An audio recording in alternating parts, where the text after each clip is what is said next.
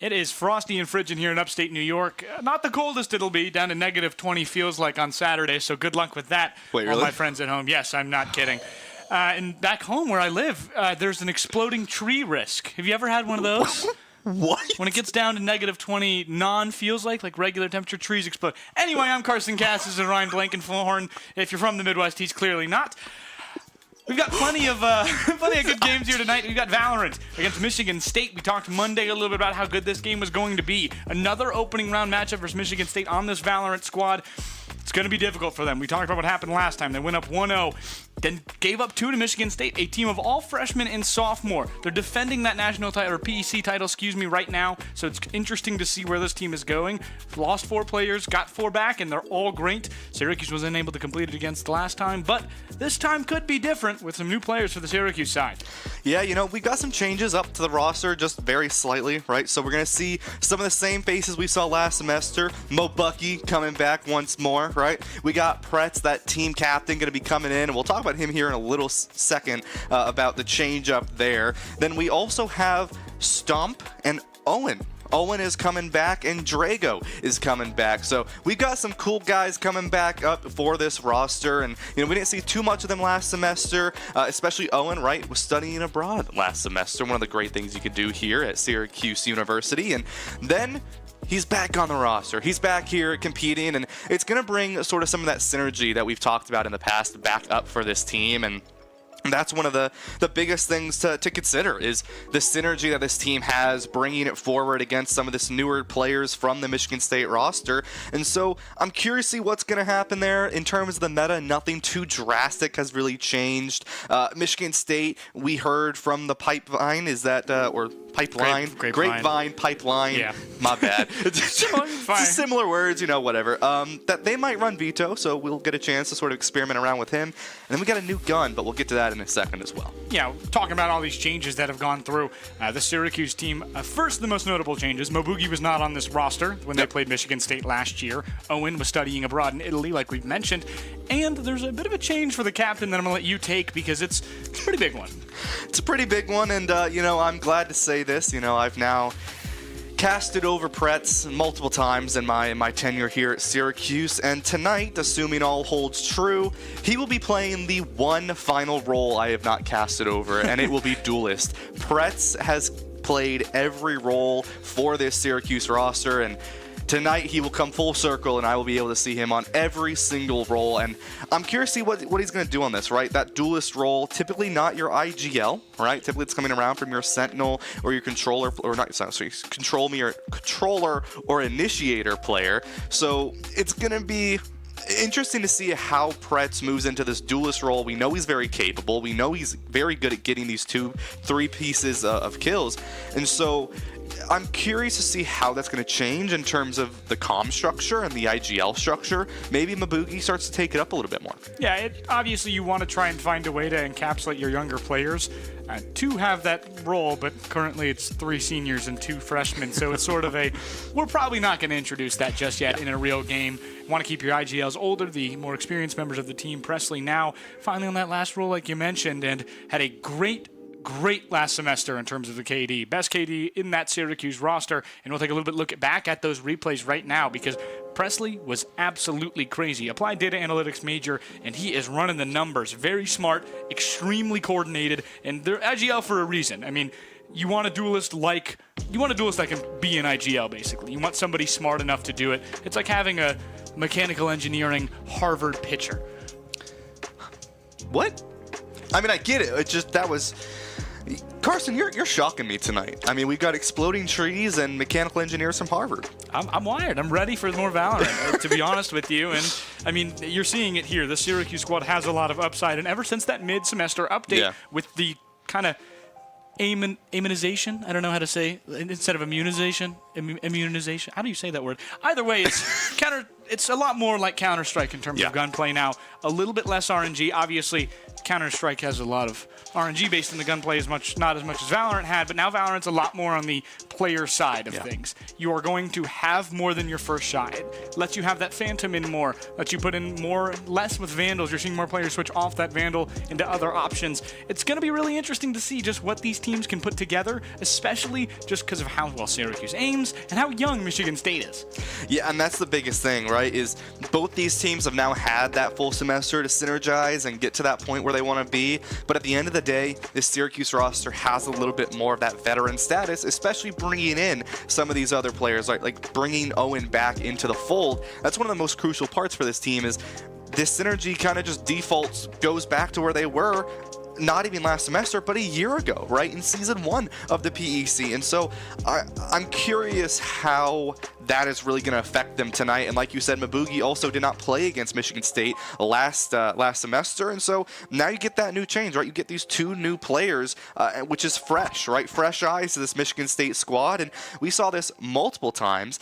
They are very good. Each one of these players can get 2-3 kills pretty easily, and it is more gunplay now. I believe it may have been 3, because I believe Monster was not starting either. Oh, yeah. Yeah, I believe Monster came off the bench that time, which is, again, even more interesting. It's an entirely new roster Michigan State has to face, and most esports teams do not have the luxury of having so many players. Syracuse lucked out with that situation. You had a guy abroad who just came back, things like that. This roster is revamped in a different way. They're kind of all a bit of specialists. They kind of have their own savant categories they fall into, and that's the big thing for Syracuse right now, is how can you maximize each player? For Mobugi, how can you maximize that offensive output? Are you going to run double duelist right now? Because Mobugi plays a lot of duelist. This is true. And Pretz also is now duelist. So what are you going to do on that end, where how do you kind of move in the initiators in the age of less duelists and initiators in Valorant? Yeah, I mean, Syracuse has a lot of flexibility in what they want to do, and a lot of player mechanics that they can really play into, especially with that change that Valorant made a few months back. And so going into that, it's going to be interesting to see not only that, but also, we teased it earlier, that new gun that came into the game, the Bandit, right? That is going to be an interesting style. I mean, just to explain what it is, it's a one-shot headshot for 120 HP. Right, so that's light shields and down. It's 600 credits, so it's above the Ghost, which is at 5, and below the Sheriff, which is at 800. So a little bit of a cheaper option, but still very powerful in those early rounds and those early save rounds. And this could be something to really keep in mind, right? I mean, when you had the Outlaw come out, it was a good safety buy. It was a little bit cheaper to buy, and you could still get some really good value against light shields and get your economy back up. It's a really good momentum shift, and I think that's where we're going to see the Bandit sort of find its place.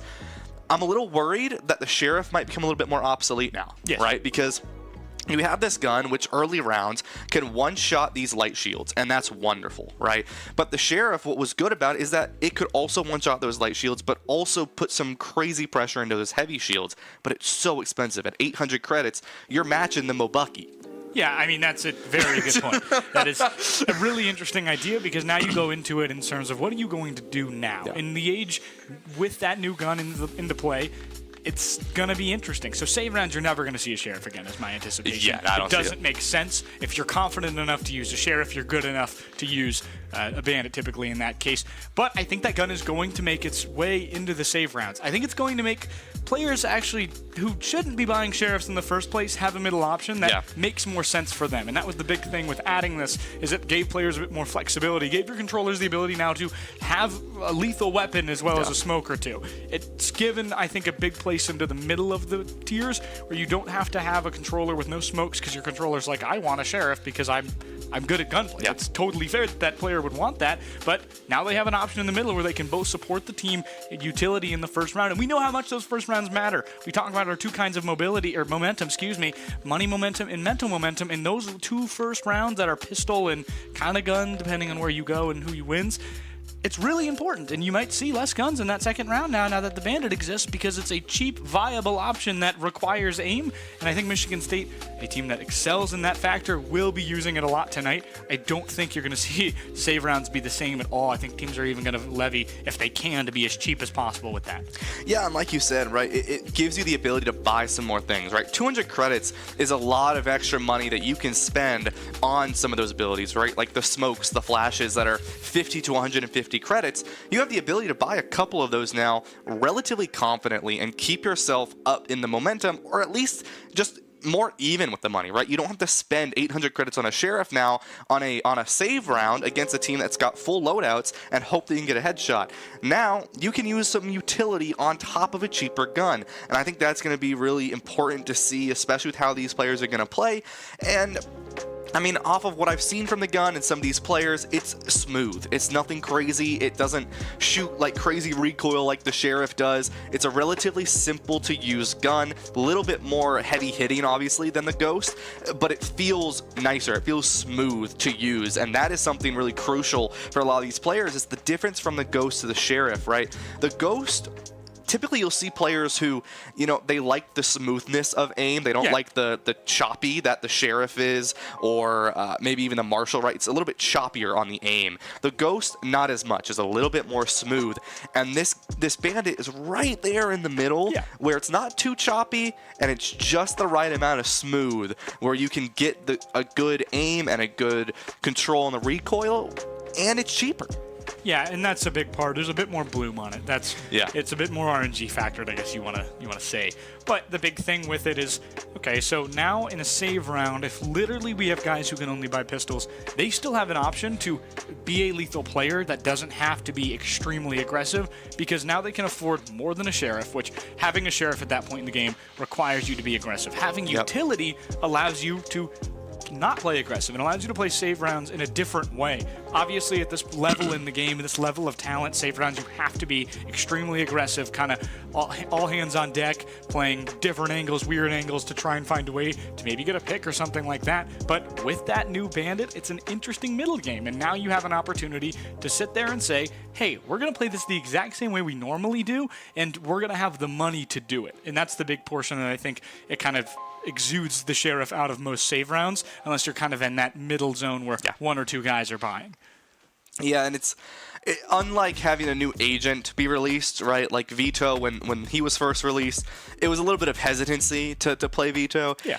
When a new gun is released, it's a lot easier to be thrown into the meta. Because still do damage. Yeah, exactly, right? As long as you can still get good value, and you also made it cheaper. Now, if they made it an expensive pistol, right? If maybe they say, you know, it was a $1,000 pistol, which would just be a little crazy, but if they were to do that, then it becomes a little bit riskier, because now you're worrying about what utility do I have to sacrifice on a more thriftier buy.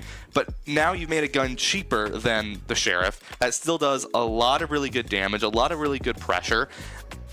Now you've added a gun that's going to be pretty well taken. I mean, most of the time on these thrifty rounds, you do see Ghosts being bought. Now it's only 100 credits more, and you still have room for utility. Yeah, that's the big thing right there, is the increased. Typically, 100 credits isn't going to make or break your buy, unless you're in really dire straits in which you have more to worry about than what gun you're using. This is true. Like, if you're at 800 credits, I don't know what to tell you, man. Anyway, I'm curious in your opinion, because you mentioned earlier that Michigan State might be using Vito, and obviously I think when we spoke about Vito, it was kind of like the boogeyman, in the sense of, like, we didn't really mention at all that it was gonna. We were like, oh, it might be a really big thing, and it never came up in the PEC. This is true. It's an interesting idea in the sense of just how do you play it as a team, in the sense of now Vito is in the game. Now Vito is honestly more balanced than I think everybody expected. Yeah. What are your opinions specifically on the operator, and what do you think it could really hold in a position like this, now that we've seen it more competitive formats like VCT?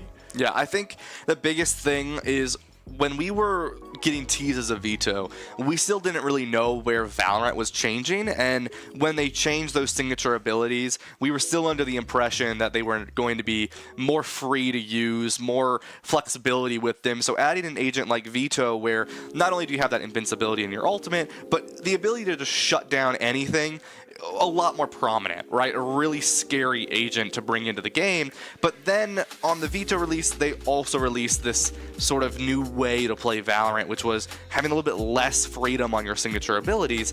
And so I think that's why we saw hesitancy from a lot of these teams early on during the release of Vito, is how do we get the value when, you know, basically all the teasers and all the things we saw from Vito was very much related to negating enemy abilities, right? And I think that was sort of the biggest sort of hill to get over for a lot of these teams is how do we play this agent but not fully rely on his ability to negate abilities. And I think now that there's been some time to really sort of theory craft how this agent works, that's where we're going to see things change up, because you can still use him, and his ability to negate other teams' abilities is really important, right? Because now you have to be more intelligent in how you use your signatures and more intelligent in how you have to use your abilities. And so Vito, you couldn't be all willy-nilly with him and just throw out abilities to get rid of him, right? But now as you understand the game more and you get a little bit more sort of intelligent in how to play those, now you can say, well, I know you have to use your signature ability, I'm going to use mine, and I'm going to shut that down, and now you get the advantage. Yeah, and the big thing I think I've noticed with Vito now, I don't think people realize it's going to be as big as it will be in a few weeks. Sure. I think we are very close to 1 or 2 comps being found out in a certain way, especially at this level, that work better than everything else. And when you have a smart player, I'm honestly surprised we haven't seen Pretz on Vito. Is more what I'm thinking right now is Pretz is going to be on a certain role tonight for an obvious reason. If you will watch tonight's game, you will see it, I think, pretty quickly. But Vito is a really interesting character, but it requires a really smart team to have around you, and you need to find a way to keep your team well educated. And if you aren't confident enough, maybe that's going to happen, and you aren't going to be as confident in your team, it's a lot less often in pubs you'll see him. I mean, you'll see a Harbor more often, I think, sometimes now than Vito on certain maps and things like that. So we'll take a quick BRB, talk a little bit more about this matchup in just a moment. Michigan State takes on the Syracuse University Valorant team in just a moment.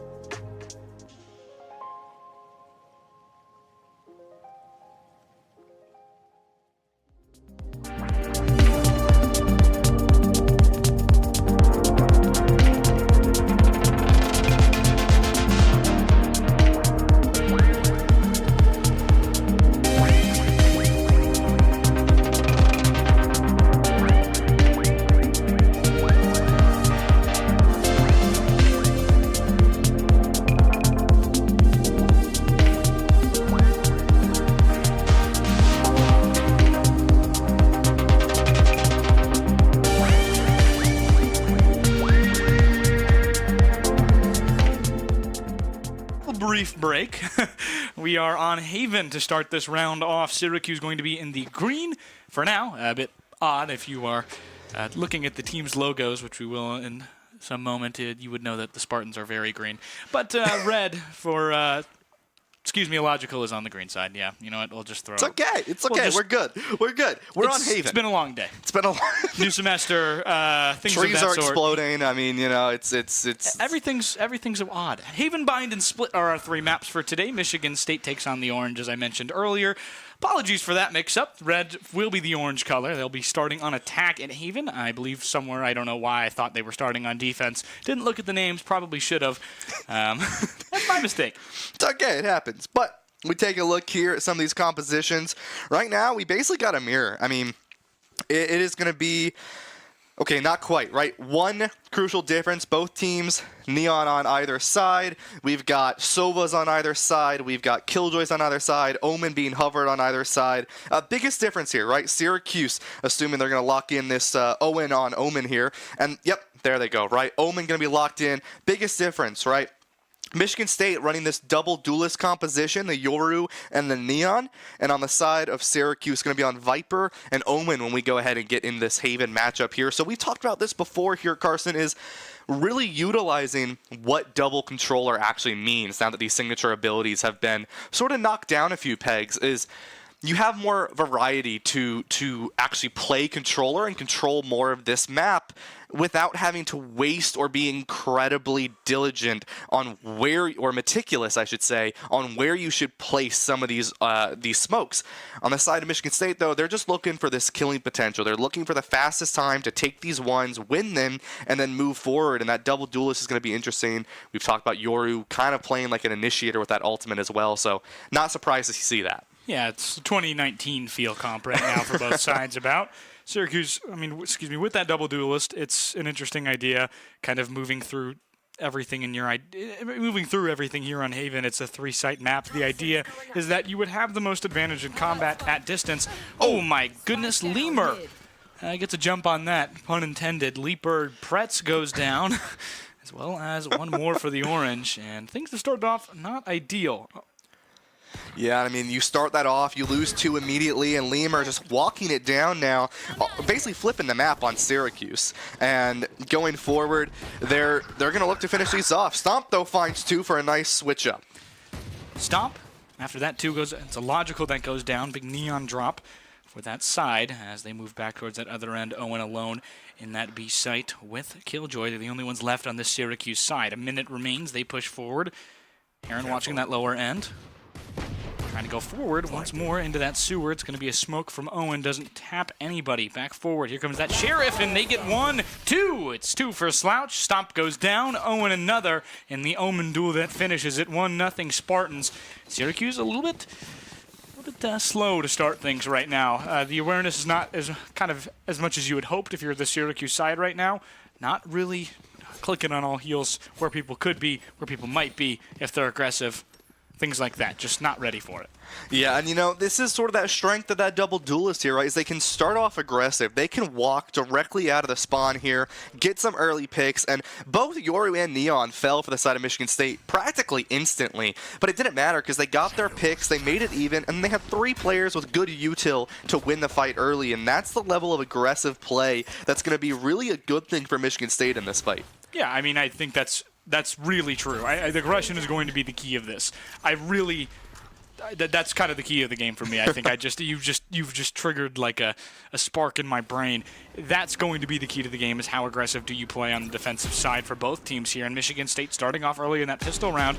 How aggressive does not necessarily mean you must be aggressive. If you're very passive and you keep that rule going or you change that rule around, one of the big things for me is changing the rules of the defense.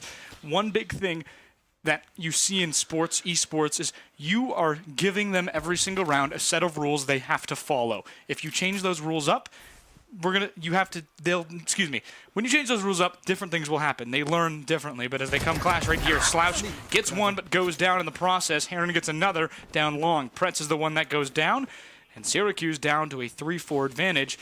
And Michigan State, again, very aggressive on this one site. On the other side, way more conservative. Yeah, and this is that sort of tempo of play that we've talked about so much last semester, Carson, is knowing when to split from aggressive to passive, and that's what Michigan State did. They went really aggressive round 1, playing a little bit further back and tempering that aggression as they need. Mabugi goes for the recon dart and isn't able to find anyone there. The stun able to connect onto 1, and Stomp goes down. 8 seconds left. Syracuse has to get on site. Not going to be able to, and this is where things start to get a little scary for Syracuse, right? Is using your utility. You have this double controller capability, and you need to shut down what Michigan State is looking to do, right? Right now, they're looking to just peek into you on your rotate, and it's a little difficult to find that value. You want to force them into a peek that you're ready to go for, right? Put a smoke down. Make them peek into you. They're okay peeking it. They like the gun battles. You got to give them the disadvantage if you're going to force them into one. Absolutely, and the Spartans are getting every advantage they want right now. They're getting one-on-one gunfights or 2-on-2 gunfights. They're getting unaffected, unbothered gunfights. There's no abilities in that right now, and that's a big start. Pretz gets down some health, 1 standing in the corner. They know it's Slouch. Smoked there, good hold by Pretz, but Pretz goes down, has to back up, and unfortunately Slouch knows. It's a good job by that Michigan State squad. Mobugi gets 1, Heron gets 1, and suddenly it's a 2-on-4 against the Orange.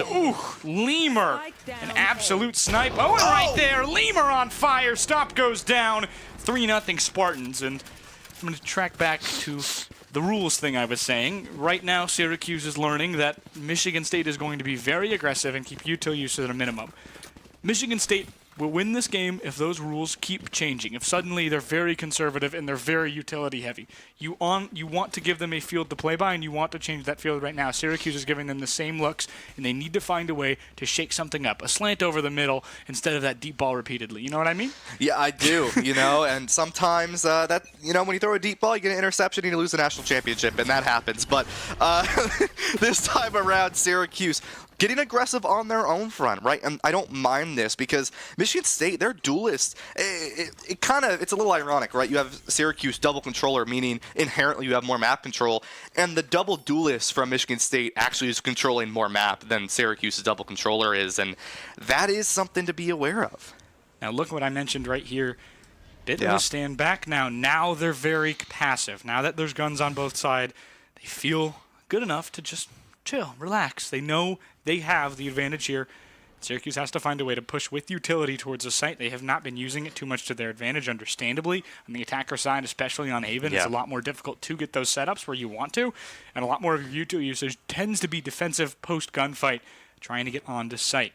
Pret's still waiting here, the Syracuse squad rotating back towards A. Pretz hasn't heard anything because there's been no walk onto A. They think it might be clear. You're about to find out very quickly. Here comes the utility usage. 2 walls basically set up. Pretz doesn't see one behind them moving forward anyway. Goes down. Lemur and Heron get one. Drago gets a consolation, but 2 more go down after that. And 1 more as Lemur on fire continues the hot streak with the 3rd kill of the round and 5 in a row now for Lemur. They have not gone down in some time, and it's 4-0 Michigan State. Yeah, I mean, here's the thing. I really like that from Syracuse, Carson. I mean, if you saw me next to you, I was waving my hand like, go in, go in, go in. That's what you want to see from Syracuse, not the dying part and losing the round, but the utility usage, right? The second you saw that Owen goes in with that smoke, immediately after we see Pretz throw in some of those walls. They get on the site. They try to secure it.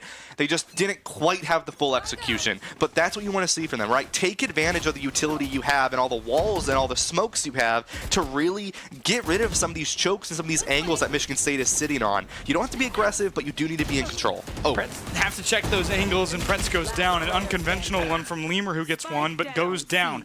Drago gets 1, Illogical gets 2, Stomp gets Illogical, and suddenly it's a 1-on-3. Michigan State has the disadvantage, and that's just not what you want to see. Stomp peeking Heron there with an Odin. Whew. Comes that recon dart, hits Stomp. Bad job, unfortunately, there. And not what you could have done, Heron, with a pre-fire on the recon dart, which you don't see too often. Heron right there, peeks out. No shots yet. Takes some damage in the process, not too much. And woo, down to 3 health for Stomp. 2 closing in. Has a Panini coming, and they go down anyway. Has to get aggressive knowing there's 1 behind. And Stomp goes down to Heron with the Odin. I mean, I really like how Michigan State is playing this, right? I mean, even though they're up 3-1 in the player advantage, I mean, we saw that at the end there. They didn't get greedy. Right, they didn't get too aggressive. They slowly pushed together. Their Killjoy still sitting on that C-long as well, just in case Stomp wanted to fall back, right? They were playing it safe. They didn't purposely take a gunfight. They are respecting Syracuse's gun skills. They don't want to take those 1v1s if they don't have to, and they're prepared, right? Michigan State waited for 2 players to come together, and then they peaked with 1 immediately afterwards, even if Stomp got that kill. And that's the level of play that Michigan State is able to do with this composition on top of the control they have from this Yoru and Neon. Yeah, if you remember earlier last year, Syracuse took 9 rounds. I was in the middle there. 9 rounds in a row on Haven against Michigan State. It was a complete rout for a younger team in their first game. And at some point in the second game, Michigan State got their identity. Yeah. It's a tough time when you're against such a young team. You hope they don't find it against you. And they did against Syracuse. Game 2, on bind, they put themselves together and basically just kind of destroyed the orange. Drago gets 1 right there. It's Illogical right at the midsection. And part of that win in that first round came from unconventional plays as Drago goes down to the Odin. Here comes 1 more, though. Mobugi with the Sheriff. It's a save for the orange, by the way. Slouch goes down. Aggressive on to C-site. Corners checked, and they have control right now. Syracuse finally defending a site instead of trying to go on the offense. Stop planting. 1 goes down. It's Kirisudo who gets Owen, but Pret's able to get that trade once more. Recon darts coming through. As Stomp finally gets the plan off, it's going to be a little bit more conservative. Not in the middle because they do not have any control of long, nor do they have long-distance guns. Mobugi goes down. Aggressive. Lemur was waiting. Heard Mobugi walking. Killjoy comes out. And now they have 6 seconds remaining through the Killjoy. That's 1. Killjoy goes down. Destroy comes out. Saw 1 there. Lemur pushing forward. It's on the right side. They don't know. Lemur's invisible right now on. The ult comes out. Teleports. Wormhole right there. Sees them, but just looking the wrong way. Pretz was about to go swing left once again, and Lemur waiting there. Gets their 3rd kill of the round, and it's 6-0 halfway through this first round. It's all Spartans. Yeah, I just, that ult worried me a little bit. I get it, you want to use that ult there just to give yourself a little bit more of that advantage, but using that ult, you know how aggressive Michigan State has been all night already. You're 6 rounds in, and they're tempering their aggression. When they go in, they don't hesitate. They fully run it down, and they get their kills. So the second you saw that Killjoy ultimate go down, they already got 1 kill. They were feeling themselves. I get it, you were trying to force them back, but in a sense, that just fueled the fire, right? You just added more oil to it, and Michigan State ran it down on a 2-man rush, and they were able to get those kills, and now you don't have that lockdown to use on any attack, and you're in a situation where any round after this puts you at a disadvantage going into the half. Drago pushing forward, just straight up wins a peak. Great job there. Everyone was pre-firing, didn't expect anybody to just straight up jump over it, and Drago did. Smart play there, and it's a fun one to watch. And as Drago's going to back off here, no, Drago's going to get kind of involved there on that lower end. See if Slouch backs up. Yes, I take a brief moment in the... No, there's no... Wait. I'm really waiting for a brief moment in the chaos, but it will never come. Pretz and Illogical playing a game of chicken, and Pretz wins. 5-3 advantage in players for the Orange. Drago pushing up by themselves. See the Omen right there. They don't peek it just yet, but are just waiting for their team. It's the right move for Drago. That's a dangerous spot, though. Stop planting at that B site, and suddenly all the aggression at A is paid off as MSU has left B kind of wide open. Yeah, I don't mind that, right? You put some more pressure in other locations on the map, in that garage, in that main area on A, and you were able to get that walk on the B. I like that. Slouch able to find one on the Pretz, though. Not great. Owen finds one into a blind. Lemur finds them. It's a 3-on-2 Syracuse favor. It is a great elim there by Owen. Keeps that partially there. Here comes one. It's going to be the ult here from the Syracuse side on the Sova, and Stop just says... come walk into my bullets. It's a very, very good start there. Syracuse gets their first round after 6 losses to start the game. Maybe a bit of a deep breath now, hoping to do the opposite of what they did to Michigan State here. Going down very hard early and trying to find their way back. And in this brief moment between the chaos, I want to give a shout out. Obviously, we love it when the Shine Center is full of players, and the Smash Bros players are here tonight. I don't know if they can fully hear me. They're very locked into their games today, but a big shout out to the tournament there. Sarvi runs it. It's been great to see this room full of people. So as we jump back into this one, it's very nice to see this space used. Yeah, we got Smash playing in their weekly tournament. Overwatch is in a scrim right now as well, and so space is pretty packed up right now. It's good to see, and it's only more to come here as this round begins its takeoff. And 3 ultimates online for Syracuse. Pretz sends down Illogical. That's a great way to start here. Once again, you have a little bit of pressure over onto the C site. 1 on the A, and they're slowly pushing on to B, making this, just winning them slowly, sort of taking those, slicing the pizza around the corner, finding the angles, finding the kills, and that's what you want to see from this Syracuse squad. Drago creeping in the smoke, timed it very well right there, jumped out right at the right moment, sees one shoulder, shooting through the wall, damage gone there. How did he get that? Hayron goes down, just missed the shot, and slouched down low, Drago low on health. Ooh, as Pretz goes down, it's an up in that B lane. As Pretz gets caught down at mid, they're going to go ahead and push A. It's a 1-on-4 right now, but rotates are coming. Help on the way for the Spartans. 2 on that section. Owen has that top one. All that's left is the Omen in the corner, and Mo Boogie running headshot, or I guess a bit more of a walk. Gets rid of Slouch, Stomp plants, and it's a 4-on-2 advantage as the Michigan State Spartans try and retake. But right now, it's about as cold of chances as it is in Lansing. It's a 1-on-4 as Kiritsuno, goes down up top. Owen waiting once more, but if you look on the map in your top left diligently, a very good save from Lemur. Yeah, I mean, you just bought that operator. You do not want to lose that if you don't have to, but we're going to see there might be a little bit of a scuffle coming out here. They're sitting in garage. Syracuse, they know they have this operator. They don't want to let them keep it here. Maboogie going to have to turn the corner, finds one. Lemur just trying to keep this operator if they can. The shorty is sitting there. Stomp knows they're there in that garage. They're doing everything they can just to keep it before the round ends.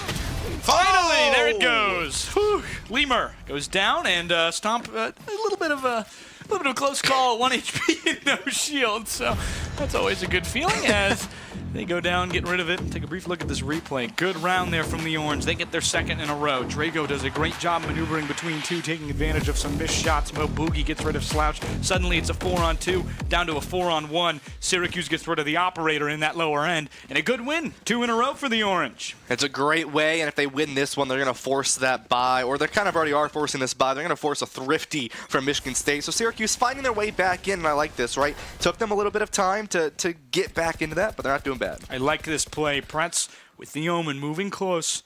It's Owen and Pretz, 2 seniors. Haven't played too much together this PEC season due to Owen being literally across the world. Shout out Italy. I hope he had a good time studying abroad. That sounds like a very cool opportunity. Stouch and Drago trade. Stomp is the one that goes down, odd one out. Hayron gets rid of Mo Boogie there. Now it's a 4-on-4, 3-on-2. Oosh, 2-on-2, 2-on-1. Owen gets one, Drago gets one, a logical, and another Spartan get there. Trying to get one more. It's a great pick from Owen.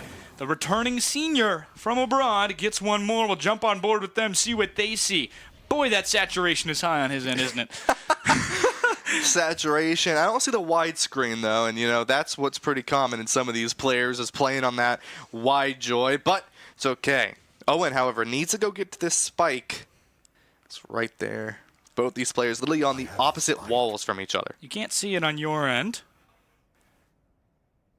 They don't know where they are. Has Spike moving forward, left. being a little bit conservative here, understandably, has the time to work with. Going to throw down the Spike. It is going to make a noise, which will give a cue to that Killjoy that it is going to be time to basically push. That Killjoy just waiting it out, though. You can't see it, of course. Pushing forward back into that other end. Teleport into the corner. One more waiting, they back up and go other side. It's just going to be a bit of a wait here because they know that this Killjoy, basically, if it's going to come around, he's going to have a timer in his head right now. Once that timer goes off, he's going to go back and look towards sight. It's all about what you hear and whether you hear that spike get diffused or not. It's going to be a difficult thing here. Going to look like a hold right now. Sticking? Is it a hold? It is! And a clutch! 2-on-1 turns to 1-on-none. 3 in a row for the Orange, and it's a save forced for the Spartans. You'll love to see that, right? And now, not Syracuse, Michigan State is going to have to force everything they can or go for a thrifty. But studying abroad, you come back around, and you're able to find this, and that was nice. Got a little scary, a little chaotic there in that middle fight, and I mean, it's worrying, right? Because Michigan State has that duelist. They have some really good gunplay on their team. So when the fights get chaotic, they get a little bit more less team-oriented, more, you know, shoot-to-kill-oriented. It gets a little scary because Syracuse hasn't been winning all those ones, but in the end, they're able to do a really good job, and Owen playing that to perfection, playing a nice chess game, nice and quiet, waiting for those sound cues, and did so quite well. Maybe learn some tricks out there in Italy. Great job there from Owen. Gets their first clutch of the young season for them in the second half. Syracuse sitting at a lower portion in the PEC standings. Michigan State 6-2, of course, at that 3 seed. Yeah, pushing up right here, real aggressive, and Drago sees it. I mean, that's just a bit ill-advised if you were not looking up there, and unfortunately for them, on the Michigan State side, it just didn't see it. Syracuse, obviously, at 3-5, by the way. I don't know why I didn't mention that record, sitting at that 6th seed in the conference. Mo Boogie and Stomp, all 3 players in 3 different directions, and Stomp a great shot on Kirisudo. Back in that other end, here comes a Logical with the peek, and Stomp just isn't looking the right way, unfortunately. Poor timing, poor luck. Pretz gets rid of a Logical in that Neon 1-on-1. 6-on-3 advantage going to the Orange right now. 4-on-2 as Bomb goes down, or Spike, excuse me, on that C site after it was a good start from that good shot by Stomp. Other end of the C site, Pretz waiting for them. Pushing forward once more, C Slouch gets him through the box. One more. Syracuse trying to get aggressive. Pretz goes down on that aggression. A great shot from Hayron. Clotheslines the captain of the Orange. 1-on-3 now as Mo Boogie peeks from garage and shuts the door closed. Herring goes down and the Orange have won 4 straight, threatening to tie it at halftime. And that's what you want to see, right? And already going to force the timeout coming out from Michigan State, and got to reset, right? You've lost those 4 rounds in a row, and some great kills starting off for Syracuse to get themselves back into this game, right? That adaptability, that's one of the things that we talk about the most here, Carson, when it comes to these Valorant games is, you know, who can adapt, right? Who adapts first, and then who adapts second, and at the end of the day, who ends up adapting the best, right? Who can continue that adaptation? Syracuse made an adaptation as how they've been playing this game. They sort of look to tease one site and they full rush it down another one. They force Michigan State into a little bit of a uncomfortable position, and they also are using these smokes really well as well now, forcing them to walk into angles that they're prepared for, right? Early that round, we saw that one smoke, just a pixel of a head was seen, and immediately the kill was there, and Syracuse was up one player. They immediately ran over to C site as the rest of Michigan State started to slowly move over to A, thinking they were going to go down there. Syracuse secures over on that C site, and that's what you want to see from them.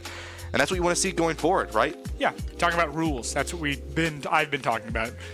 The big thing is entirely trying to change up your look, seeing different things. Michigan State being forced to interact differently with kind of how the Syracuse squad is playing on the offensive side, and that's the biggest thing right now. Syracuse is giving them different looks. They're giving them uncomfortable ideas. They're sitting there and going to expect this, hey, there's 3 on this A site right now. We have to rotate to A. We have no one there. And Syracuse has spike at B already, and it's going down. There's some miscommunication on the Michigan State side because they don't expect it. Things just get crazy. Chaos ensuing immediately. Kirasudo gets Drago after all the bullets go into his teammate, unfortunately. Owen gets 2. Chaos ensuing. Lemur gets Moboogie. Stomp gets 1 more. Heron and Illogical with all their ults. A lot of ults used there for that Michigan State side, who basically says, I'm done saving, I'm going to win now, and spends half the team's ults, or 2 of the team's ults, excuse me, and wins the round. And those are 2 offensive ults. A very good job from that side of Michigan State, because now at 7-4, we were just talking about the rules changing. Now they can play exactly how they want to with the ults they have. Yeah, and you get even guns on either side here, last round and a half, and this is what we talked about, right, is when one team has 6 rounds, you are already at the deficit, right? Because now you have to win every single round to not give the other team that advantage early on, and Syracuse now, by default, will be 1 round down going into the half. So the best thing they can do is keep that 1 round down here. They do have that Omen TP lockdown. You have that, and this is where Syracuse can get really creative, right? We've seen a little bit of tease on one site. They full rush it to another. I wouldn't be surprised if we see this lockdown used just to force something out from the side of Michigan State, a lockdown of their own, or even that dimensional drift from the Yoru. Yeah, as we enter this last round of Haven, we'll switch sides as we go here, but Syracuse quiet early. Heron waiting right there. Has been really struggling against Syracuse defenders in these opening try and pick rounds now. Was running an Odin, and suddenly it kind of all fell apart for Heron. Yep. Back on that other end. Back once more. Syracuse going for it. Prince nearly gets headshot by a recon dart. Lemur gets 2 though. Stomp and Owen go down, and it's a great start for the Spartans. Advantage still going. Slouch gets rid of Pretz, just saw them through the smoke, and a good job from Michigan State. These Spartans are so hard to get away. Once they are starting to lose, they always adjust, and they finally adjusted here. It took them 4 rounds, but they finally got there. Drago gets 2. Can the tides turn? 30 seconds left. Back on that other end, Recon Bolt revealing 2. Moboogie throwing out a shock dart. 25 seconds remain. Syracuse has control of the spike if they can get up the ramp. Michigan State playing it accordingly. Blind comes out, only gets 1. The lower member. Back once more. Great shot by Drago. Looking for 1 more. Syracuse back in this thing. 2-2. 12 seconds remain. They have to plant right now. Back on that other end. Drago goes down, and Moboogie picks up the bomb. Slouch planting. They're not going to get there in time. Syracuse gets the spike down. We'll jump on board with Moboogie. Oh, no. Back on the other end, and these Spartans won't go away silently. What a job. Nearly get rid of a 5-on-2 advantage, but Syracuse can't complete it, and it's a defuse from the Spartans. Moboogie looking the wrong way. Yeah, I mean, Syracuse, they had 2 ultimates there to use, and they were the first 2 to go down in the fight, and it just, you can't use them now, right? I mean, they're down, and those were some really good ultimates to use. That TP for a little bit of recon and that lockdown to really secure a site. Like, you have to use those there, right? You cannot be affording to let some of those ultimates, let those players fall down early. And I mean, Michigan State, they knew what they wanted to do. They went for it. There was a really good 2-piece here in this A link, but not quite enough. And then no one was watching that killjoy from Michigan State, just slowly rotating. They were patient. They didn't get aggressive, and they just waited. They got that final kill, putting them up 4 rounds here against the Syracuse squad. And this sort of thing's a little bit interesting here. I do want to mention a Logical going to bring out the Bandit. First time I've seen this so far. Yeah, and we'll talk a little bit more about the gunplay in a moment. Syracuse led by Drago, the young freshman, really coming into his role on the DPS side of things, and that was a good example there. That 2K nearly brought Syracuse back into this one in terms of a 2-round lead down to a 4-round lead. It's a big swing right there. in terms of that last one for the Orange. A minute 20 remains. Syracuse looking to find their way back into this one after going down 6-0. Have been 4-2 in rounds since then. But no team has just won one round. It's always been a streak. And Syracuse hoping it's not one like the last one, or else this game might be over. Pretz gets one. Great shot with the go. Still not irrelevant, despite how much we talked about the other new pistol today. Still does a lot of damage. Bullets hurt. Lemur gets one more on the other end with Owen, as Pretz still relaxed here in this middle section. And Syracuse going to, again, play a lot more conservatively. They're now in the green. Michigan State, the attacker side, in red. Yeah, with this now, 4-on-4. The Sova down for Michigan State and the Omen down for Syracuse. So a little bit less map control for Syracuse. Michigan State, not any initiation value, no recon value coming out from their squad, but going to get aggressive onto this A site. No one's there for Syracuse, and they're already going to be there. Good job by Pretz. Get some damage through the box on that other section. Lemur gets spiked down for the East Lansing side, excuse me, for the Spartans, as I trip over my words. Syracuse into that defensive end. Now playing offense as they try and retake counter-offensive here. Good spot set up for Michigan State. They see him in one shot, one kill for Pretz. And Logical goes down, but Lemur gets two. Stop gets one with the turret. Stop gets one more. It's just Lemur, and Lemur goes down. Syracuse gets the first round of the half, and that's exactly what this team needs. They cannot go away silently. Yeah, and that was really well played from Syracuse. Once again, got a little chaotic, but Syracuse had the advantage at the end, able to win that fight. Mabugi, still, I'm a little sad we haven't seen the Bucky yet, the Mobucky, but I'm sure we'll see it eventually here. But great way for Syracuse to start, right? Last time, I mean, Michigan State, they went 1, 2, 3, 4, 5, 6 rounds in a row, uncontested by Syracuse. So winning up on that round is crucial for them. Mabugi going to bring out the Bandit here. And this is where you typically, what I expected to see from them is going to be, you know, not really going to be a great thrifty buy, but definitely sort of sit there just a little bit there. And Michigan State going to be on a forced buy, so this could be bad for them if they end up losing this round. They do have gun advantage. That's an important thing. You don't see that often on this round. This is an interesting strategy and kind of an idea of we want that momentum back. We don't want to let Syracuse back into this one. 8-5. Syracuse down 3 rounds, down as big as 6. That lead now cut in half once again. It's been at 2, the lowest. But 2 rounds in a row for Michigan State brought that around. Syracuse looking to try and find their second round in a row. No team so far tonight has just won 1. It's always been a streak of 2 or more. Streak of 6, 4, then 2, 4. Michigan State now just snapped. Yeah, and with this now, I mean, Michigan State, they're still playing this aggressive play style, right? They're just running it down to sight, immediately get on to B, but Owen's able to find a Logical, and that's a great way for Syracuse to start here. Lemur finds a return. Poorly played by Illogical, but Lemur gets one back. Stomp gets rid of Kirisudo, and that big defensive ideal of Killjoy is gone for Michigan State. You really want that at B site. It's such an enforcer with that turret, and you want it really at that site specifically. And Lemur missed the first shot. Luckily, there's 2 in that chamber, and Owen goes down. 3-on-2 advantage turns to 2-on-2 as Heron gets rid of Drago. Pretz trying to go forward. Stomp helps them there with the util usage. Diffusing, sticking it. Is there a teammate there? Yes, there is! Stomp gets Lemur. The Orange won't go away silently.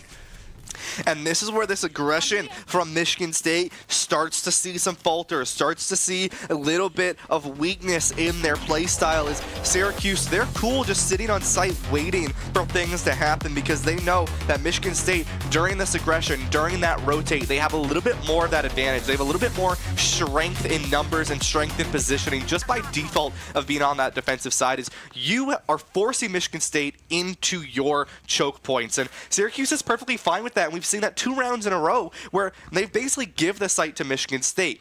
The downside and the scare about that idea and about that concept is when you give that site to Michigan State, if you give them just enough time to set up, now you are back on the attack. Yeah, it's a big thing, and immediate outlaw buy here from Syracuse. Nobody bought if they stayed around, but everybody full bought if they went down. So just 2 players who are without it. Owen actually did choose the save or the cheaper buy. Yep. Syracuse down 2. This is the smallest lead it's been. Happened once at 6-4. Now 8-6. Yeah, with this, I mean, now Michigan State, a lot of a slower approach going on in these sites. A couple abilities have been used, but nothing yet. Recon Bolt found down here, and Pretz 1v4 over on A. Uh-oh. Wow! What a shot from Pretz! Heron goes down. One miss from Pretz, but nobody there. Swalls come up, gives Pretz some time. Precious moments as they get away. Owen gets one. Stop gets another. And what a job from the Orange. Chaos, panic ensue, and the Michigan State Lions fall 5-2. Player advantage for the Orange. Back once on that other side, it's going to be Syracuse basically entirely on A at this point. Full reinforcements now backing off a little bit more, but Spike is down in the sewer. Lemur goes down to Owen, who's yet to kill Lemur, struggling a lot. Slouch gets a good shot off on Mobugi, and Pretz is waiting right there to reinforce it. Slouch goes down. Orange have the lead to 1 now. Yeah, that was right. That was really, really good for Syracuse. I mean, yes, you got that nice, beautiful early pick coming out from Pretz, which was just phenomenal. As we take a look at it again, through the wall, and immediately takes down the Sova. Just beautiful. Gets out, played very well with Pretz, and stays alive. And just like that, the rest of Syracuse able to come in and win that fight. Did we miss a shot, or did Sova not buy shields? I don't think they did, no. What? Sometimes the money's tight, Carson. Sometimes the money is tight, and they opt to go for a force buy. Oh, yeah, because they lost that round earlier with the force buy. Ooh. Syracuse now a 3 streak. One more that would match the earlier streak of 4, and it would tie the game. 8-7. And site already given to C. Given to Michigan State on C, excuse me. And now they set up basically a little more comfortable in this offensive sense for the Orange. Played very well on the offense at the end. Why not keep doing that? Heron gets rid of Pretz. Heron gets rid of just about everyone. Stop and Draco go down. Slouch gets Mobugi, and it's all up to Owen. They get one, need an ace to win it. Won't get it. Lemur gets rid of them, and Syracuse goes down once again. 9-7, the lead back at 2 for the Spartans. Yeah, and that's what I was talking about, right? The way that Syracuse is playing is they're kind of just giving the site to Michigan State, and that's perfectly fine, right? Michigan State is a very aggressive team, and they want to go for these gunfights. They want to get aggressive with the angles that they're peaking. There's no problem with that. There's no problem with having Syracuse give them the site. The problem arises when you give them enough time to set up, and that's what happened there, right? In the Neon Stun immediately into the Omen Smoke gave the rest of Michigan State exactly the time that they needed to set up for that fight. 3-piece comes in, Syracuse falls apart. That's what you need to be aware of, is going to be that setup, as immediately Pretz is going to go down in this round. And Karasudo goes down, Lemur gets Mobugi. And the big thing you're seeing with this Michigan State squad, if you look at the stats, Michigan State averages just about 67 deaths per game and 76 on the offensive end, which is towards the higher end of the conference, just about third, a few decimal points above Ohio State, who is first in the conference right now.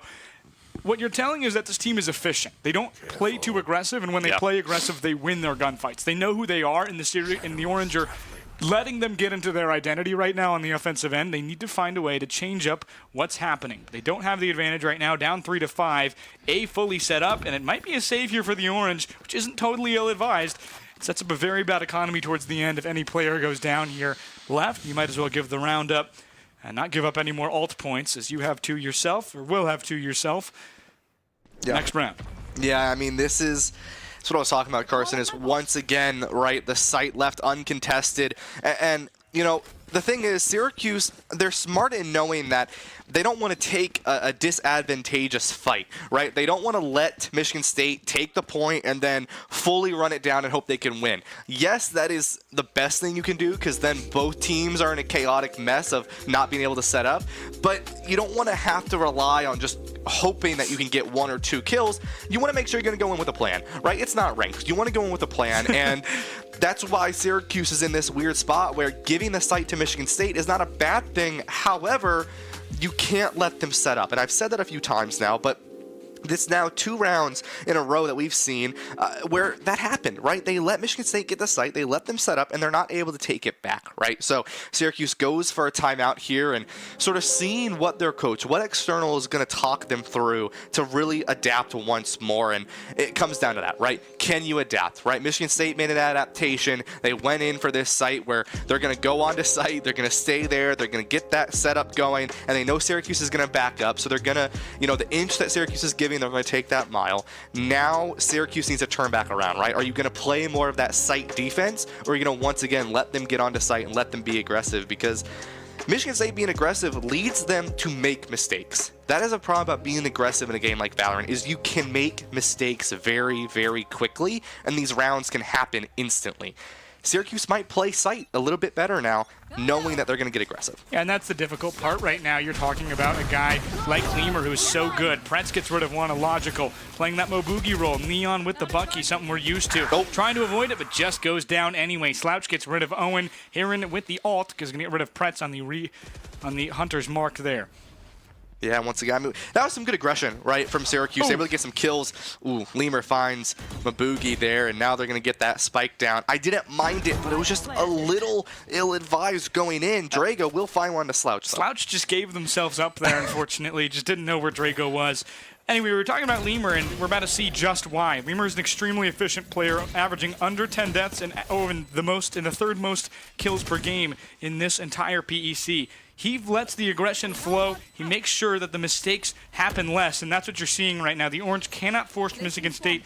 Lemur is just in full takeover, and right now on that other end, they make a mistake, and Lemur's right there to take care of it. Stop goes down to Lemur. Kirasudo gets rid of Drago first, and the Orange have now extended that deficit, unfortunately, to 4 with that round loss. I mean, Lemur's 29 and 11, Carson. Yeah, I mean, Lemur is completely... Next player being 11 and 10. You're going to drop 30 in a 18-round game. By all accounts, Lemur's having like a bad day. Wow. Lemur's very good. Lemur is the returning sophomore, I believe. It may be illogical. It's just, I mean...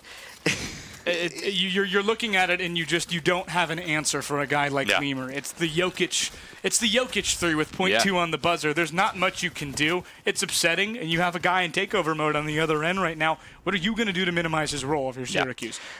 I mean, in a sense, you have Lemur and Pretz, and it's coming down to Lemur doesn't really care about playing safe. They're going in, they're getting their kill, and if they do, then they find cover, right? But they don't care if they die because they're going to find one in the first place, and we saw that a lot from Pretz last semester, and maybe that's what you need to do, right? Go in for the kill. Just go for it, right? Just hope it works, because right now, that's what Lemur has been doing. 3 ults for the Orange, 2 used by Michigan State last round. Would love to see them move it in here, but again, Syracuse plays this a little bit more conservatively. If they can win the gunfights, it's what they want to do. Yeah. In their ideal world, they win 13-0 without using an ult a single time. It's, I guess, the most efficient. But they should try and get more value here out of it. Mobugi peeks at the wrong time. There's 3 there. Lemur going to be the beneficiary. They go down.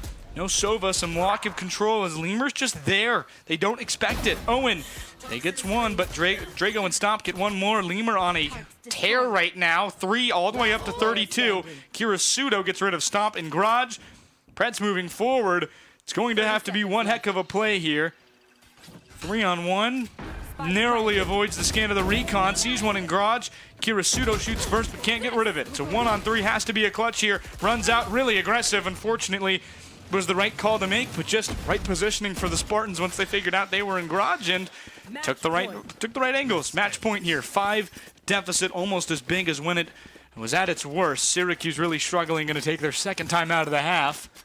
Yeah, I mean, here's the thing, Carson.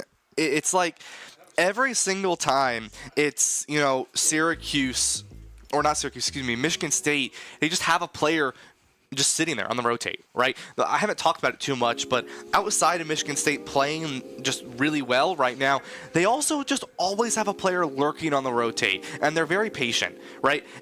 And every time we see that one player die from Syracuse, it's because they walk directly into the rotate that Michigan State has already predicted, and they're sort of forcing Syracuse to play their game, and that's what we've seen for these past 4 rounds is every single time Syracuse, they're playing into the Michigan State game. They're not playing their own game right now, and that's where that struggle is coming in. And, you know, this next time out, right, we saw some signs of life from that aggression. That was really good. They were able to get those picks, and we saw that very, very early on, right, on the attacking side, where, once again, right, you see a player like Pretz go in, immediately get some kills, hide, and stay alive, right? That's what you want to see more of from the Syracuse squad. Get aggressive, get a pick, get out. That's what we saw from Lemur, and we can see it from Pretz, and I think that maybe that's what Syracuse should aim to play a little bit more towards as they're in final round territory in map number 1. Yeah, as they get through scrims, they're going to find their identity a bit more, but it's a bit of a struggle game 1. You go down 6-0. It's an amazing fact that the Syracuse team was in this game at some point, and it was in more than the first 3 rounds. You don't see that when you go down 6-0 too often. This team fought their way back to 8-7, and they went down, unfortunately. Again, they haven't won a round since that moment, 4 in a row for Michigan State, who've just been on fire, specifically Lemur. But, I mean, they have to get rid of some alts here, have to offload them. You can't go, you can't park the hauler tonight. You're not going to keep the alts with the truck. Back once more to that C side, or B side, for this Michigan State squad, as they all kind of wait and just gain, I guess I'd call it kinetic energy, potential energy right there. They typically have been standing all in like one ball, right, by B site and suddenly explode forward in one direction or another, and right now it's B. Lemur first one to get in. Nobody there on that B site for the Orange. Had 3 watching it, but it's the invisibility alt for Michigan State. They are able to creep onto site here. Heron going to plant. Understandably, Syracuse lets them get off. Illogical, just a better shot. Drago hits them, but just in the shoulder instead of the head. Attacker Killjoy will come out here. I'd like to see Syracuse try and get one in there and counter with their own. Exactly what happens right there. The defender Killjoy comes out, and now everybody has to evacuate site, and we're going to retake it. Everybody has to retake it, essentially. Killjoy will get one on the other section. Omen just barely in the right spot on that right side. Has to stay there to get out of it, but unfortunately can't get out of bullets there. Illogical gets rid of 1. Stomp after the Orange. Collect 2 eliminations. 3-on-3 advantage going towards Michigan State with that open shot.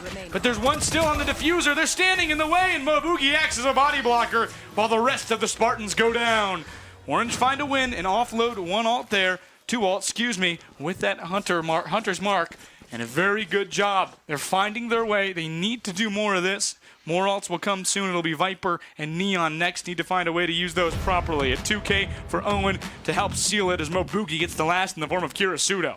Yeah, and that's what you want to see from Syracuse, right? That was good. And even though you ended up seeing Michigan State set up on point, Syracuse, really good patience, using their ultimate second there, taking that advantage, and slowly walking themselves onto point. They played together as that team. Very well played from them. But now, you don't have the ability to stack up on those ultimates. Immediately, Finger of Death comes in from Illogical, but Pret shuts it down. Very good job by Syracuse to shut down what is a big ult. And this is what you want to see. Disruption on the side of the offense in where they think they are good. That's changing the rules. They think that they're going to get the site every time. Pretz gets 1 in the form of Kirisudo. Mobugi can't get the trade that they were hoping for, and it's a 1-1 kind of intervention there. Pretz gets 1 more. It's Lemur. Heron gets rid of Drago up top. Pretz still on fire. Finger of Doom, but goes down. Owen gets rid of Heron. Now it's a 2-on-1 for the Orange. Have to get rid of Slouch. They need to peek together here, but they can do it. Just as I said, Owen gets rid of Slouch.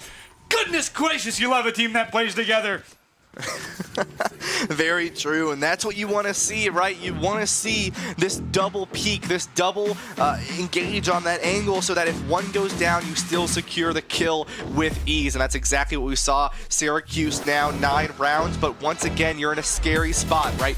1 round is all it takes for Michigan State to win this one here, and unfortunately for you, there is no Trojan horse to stop them, so you have to find your way to continue to secure these rounds. Lemur 32-13 and an operator. I think the Trojan horse would be just like GG, like right now. Like just right now. That'd be a good throw. The mental game. If you're a good coach, I would assume at some point you go tell your players once you go in the game, the first thing they should do is move their mouse up to the top left and turn off chat. Yes, absolutely. If you have chat on, you either have the mental capacity of a warrior, or you're a team captain. That is also true. You need to communicate with the other team during the game. Lemur gets rid of 1 in the form of Pretz. That operator back in the hand of a dangerous individual. And Michigan State just cooking with gas right now. Can Syracuse fire some propane up to keep the grill running? They have to find a way to keep themselves cooking in this game, but unfortunately the dishes might just be served too late as Michigan State just kind of winning this barbecue right now. Yeah, I mean, it's just Syracuse, right? 4 players, 1 down at the moment. All they got to do is just play it careful here. Stomp looks for 1. There's 2. I lied. Just shoot. Oh, it's hard not to be like a mom in this, and like when you're like, moms are like yelling at their kids, like who cannot hear them because they're whispering sometimes. My mother did that when I was a kid. That's what I just did. It felt like that. You exactly. felt like a mom, Carson? I do feel like a mom. I feel very maternal to this team. Slouch goes for the plant stop, finds one onto Kirisuno, and now Syracuse, 4 players. The spike is down, and the rest of Michigan State is going to start to set up here. And Lemur finds one, Slouch goes down. Still 3-on-2, Syracuse advantage. They know where Lemur is, need to basically eliminate them right now. Game is over if they don't win this one. 3-2 player advantage. They're the Sova for the Syracuse at low health. One there. No Lemur way. gets one more, though. Has to ace to keep this game alive. And Drago gets rid of Lemur. What a shot from the freshman, and the Orange won't leave this rearview mirror. Whew. Okay, that would scare me a little bit. Lemur's the type of player you don't want to see last alive, especially because I think they're 35-14 now. There's a realistic chance they could end with 40 kills, which is just...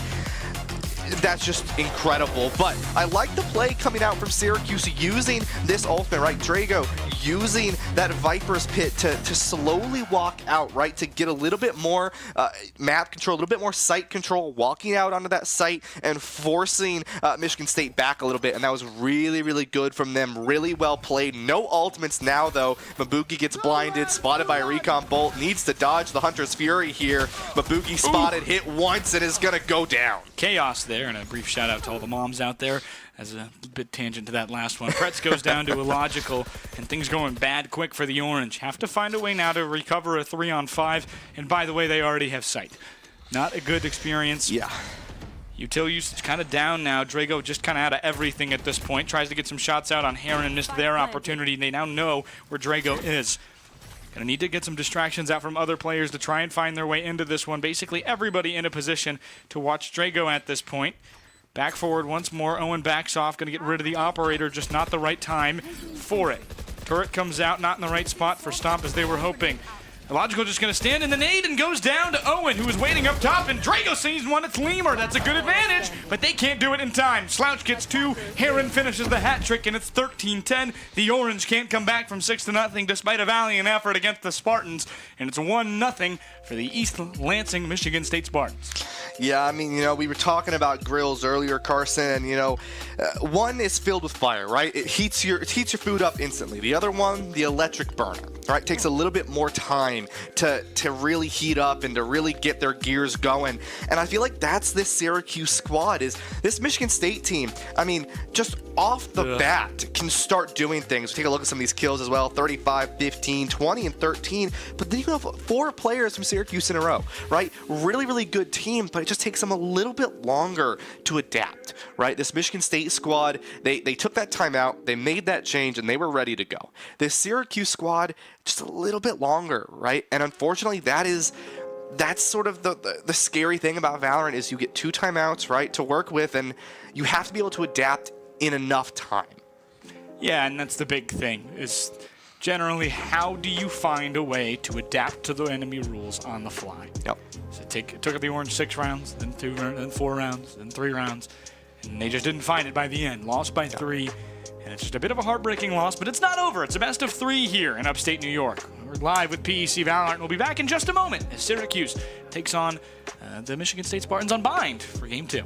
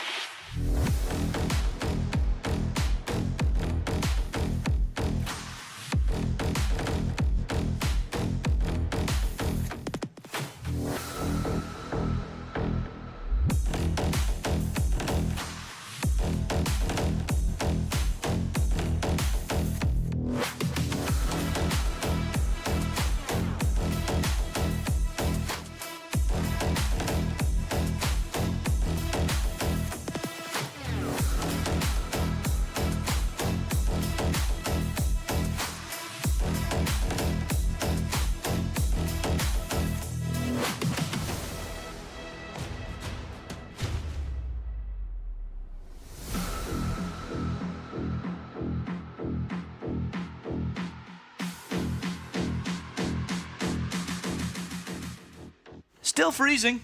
Still us. I'm Carson Cash, joined by Ryan Blankenhorn. I really can't believe it's going to be feels like -20 here. Well, so I did some research on the break, right? Because I was curious, because I never heard of exploding trees. Yeah. So I'm reading off the Google AI overview real quick, so take this with about 50 grains of salt. It's not that many. So, trees explode in cold weather due to frost cracking is what it's called, okay? So what happens is tree sap, the water in the tree sap freezes, and because of that, it expands and it puts pressure on the bark of the tree, and then it literally goes...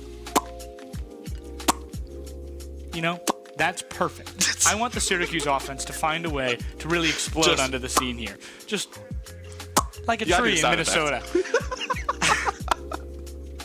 Right now, this team looks like a walleye fresh out of the lake on the ice of Winnebago. They need to find a way. They need to find a way. They need to find a way to get their defense back in order and not play offense on the defensive end. That's the big thing that we've been seeing right now, is the Syracuse squad is not doing a good job of getting themselves in a position to defend the site. Is Haven the literal hardest map in the world to do that on? Yes, absolutely. Most definitely. Strongly agree. All of those reasons kind of make it so the rest of these maps are going to be okay. I said Split was going to be Game 3. Now we're on Bind. It's going to be different here. Syracuse lost earlier this season to Michigan State on Bind. Now they have to win in 3 games to make it a matchup. They're hoping to do the opposite of what Michigan State did to them last time. And the coach, pretty confident about that being having an ability to happen. Excuse me. Yeah, I was talking with the coach external, and he was sort of explaining a little bit, like, they're feeling confident. This is their map pick, right? This is something they're comfortable on. You know, I mentioned as well, right, last year, this was Syracuse University's bread and butter, right? This is what they were so good at. They knew how to play Bind. They had a lot of veterans on the team that knew how to play Bind. Owen being one of those players, right? And so now you have basically 4/5 of a dedicated roster that knew how to play this map originally. You're going to, again, Mabugi has had some experience on Bind as they sort of transition that map into their repertoire of maps that they wanted to use, and now you're going into it for map number 2 here, so they feel pretty confident. The biggest thing is, external said, we took a lot of just unneeded peaks, right? And those unneeded peaks is why they were losing, right? There's no reason to take those peaks, especially when you're on that defensive side. There was no reason for him. You could have stayed alive, could have used your utility a little bit more, and so Syracuse probably gonna do something similar, right? Stick to this double controller composition here, already locking this in. We're going to see the Brimstone Viper double controller here, Fade for the Initiator, Waylay and Yoru double duelist here for Syracuse, Raze and Yoru double duelist here, double controller Viper Clove for the side of Michigan State, and then the Fade as well for the Initiator. Fade, extremely good on this map. The lineups with that eye is extremely good as well, so pretty standard pick here for either of these teams, the solo Initiator being that Fade. The Brimstone and the Viper are going to give Syracuse a little bit more living capabilities, and I want to preface that. Living capabilities to control the map. On the side of Michigan State, however, this Clove sort of being this duelist controller hybrid, also giving you the ability to use your smokes when you die within a certain radius. And so this is going to be interesting to see how aggressive we see from Michigan State, who they end up sort of bringing into the fold here, being aggressive on this round number 1. Syracuse on the attacking side as well. I do want to bring that up. So once again, Syracuse starting at the attack and starting to bring their aggression forward and up front. So we're living just about Waylay versus Raze there. Mobugi and Owen get 2 as Lemur draws first blood on the captain Pretz. One behind. They have no idea what that was. Then they realized Arrow. Back on that one other section. Owen got one in that chaos as well. 4 on 2. Orange have a stark advantage to start. Defensive side for the Michigan State Spartans. Once again, Orange on the offense. Talk a little bit right here as the section comes to a close. Spike down immediately like you see early in pistol rounds. If not, everybody's gone in 30 seconds. Heron gets rid of Owen. Bit of a comeback now brewing for Michigan State. They have a great setup here. You rarely get one on each side on Bind, and it lets you attack things in a unique way, but you have to find a way to get rid of the guy in the other lower section. Stop shot, headshot, but goes through the wall. Can't get rid of Kirisudo. Low health for that last Spartan, and Drago takes advantage there with that Bandit.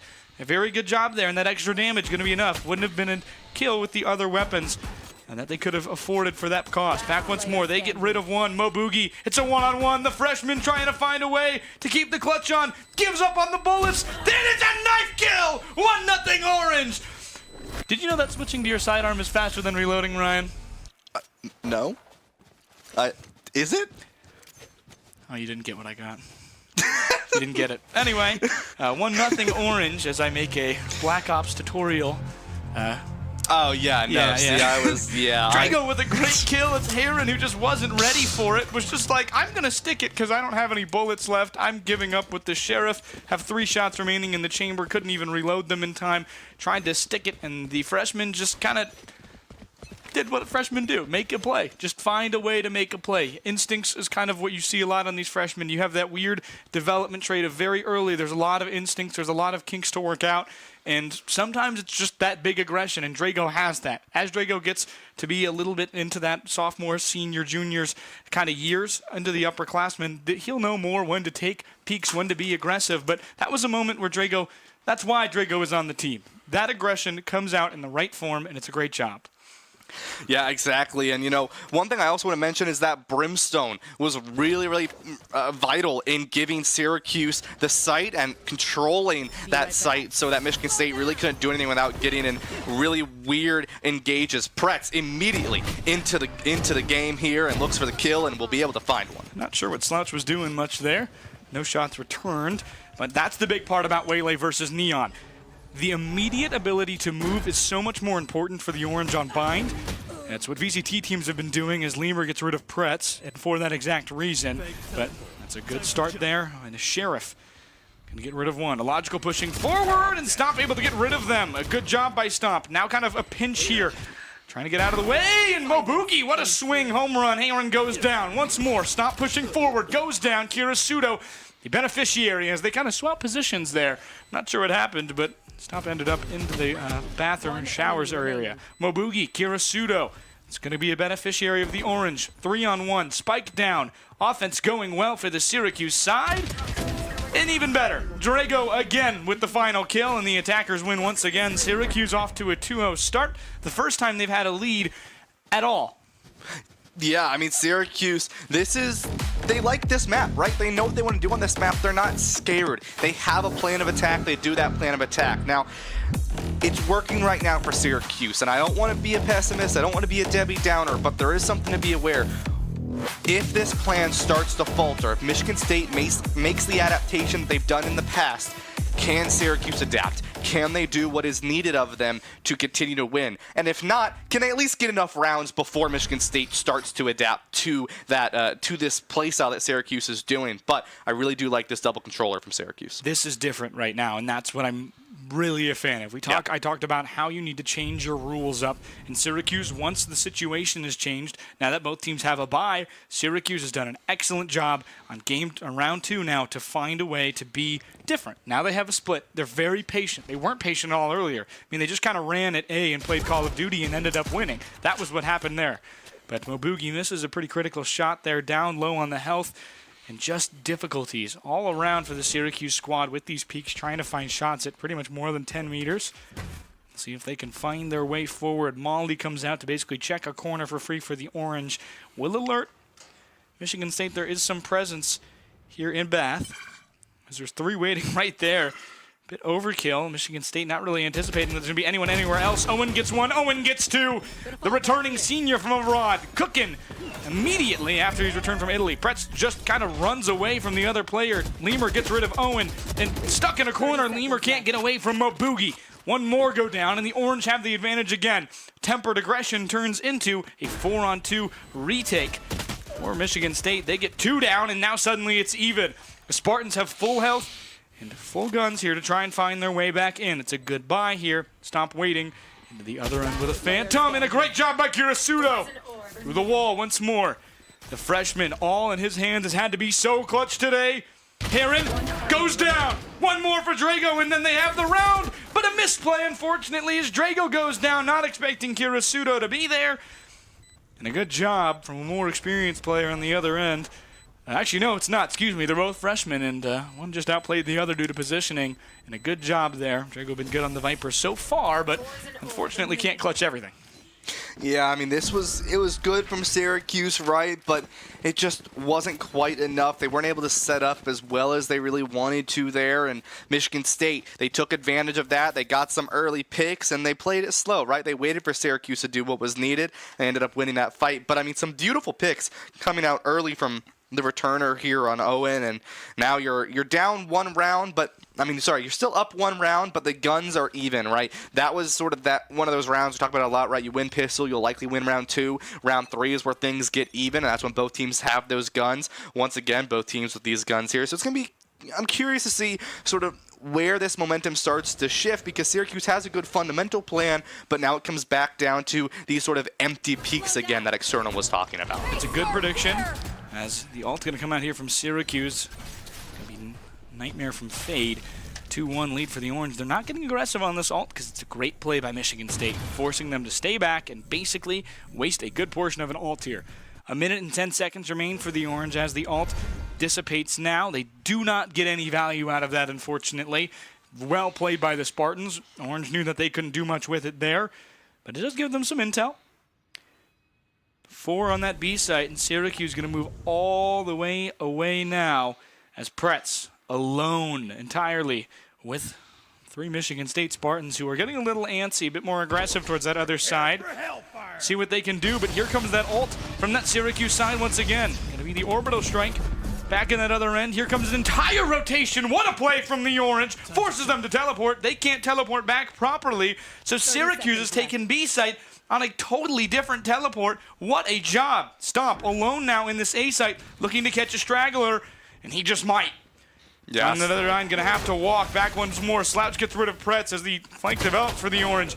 Lemur gets rid of Mobugi, and Drago gets rid of Lemur back. Owen keeps it even. Slouch goes down. 3-on-3, full health for everybody remaining, and a full buy for all remaining. Syracuse, they go down here, have to go to a full buy. Drago, Kirasudo, as Heron gets Drago as well. 2-on-2 once again. Stomp gets Heron. Looming, trying to find one. They're in between the last 2 Orange. Illogical drops. Oh my goodness, shots in the corner. Illogical gets 1. Illogical gets 2. The Orange give up a 2-on-1 advantage, but there's no time, and the Spartans lose the round anyway. I mean, I liked it from Syracuse. That was really good from them. That force rotate. They use that ultimate over on that B site. They all fully rush down over onto A, and A, B, I flipped that. Really, really good from them, right? That's what you want to see from this Syracuse squad. But it was a little messy, right? You have no money, and that is something that you have to keep in mind is, you lost everyone there, right? The only person you did lose everyone there, correction. Yes. So you're still in the same money situation that Michigan State is. They may have lost the round, but you lost all your players. And so, you get that win advantage, and it doesn't quite do too much for you other than, it gives you a round. Well, Syracuse, keep in mind, got rid of 4 Spartans. So there's actually only 1 buy on the Spartan side. This is true. That's the big portion there. It's the big advantage they get, is they did enough to keep themselves kind of afloat with the money. Now basically everyone's on a thrifty, and we're back to round 2. Is about what I'd say.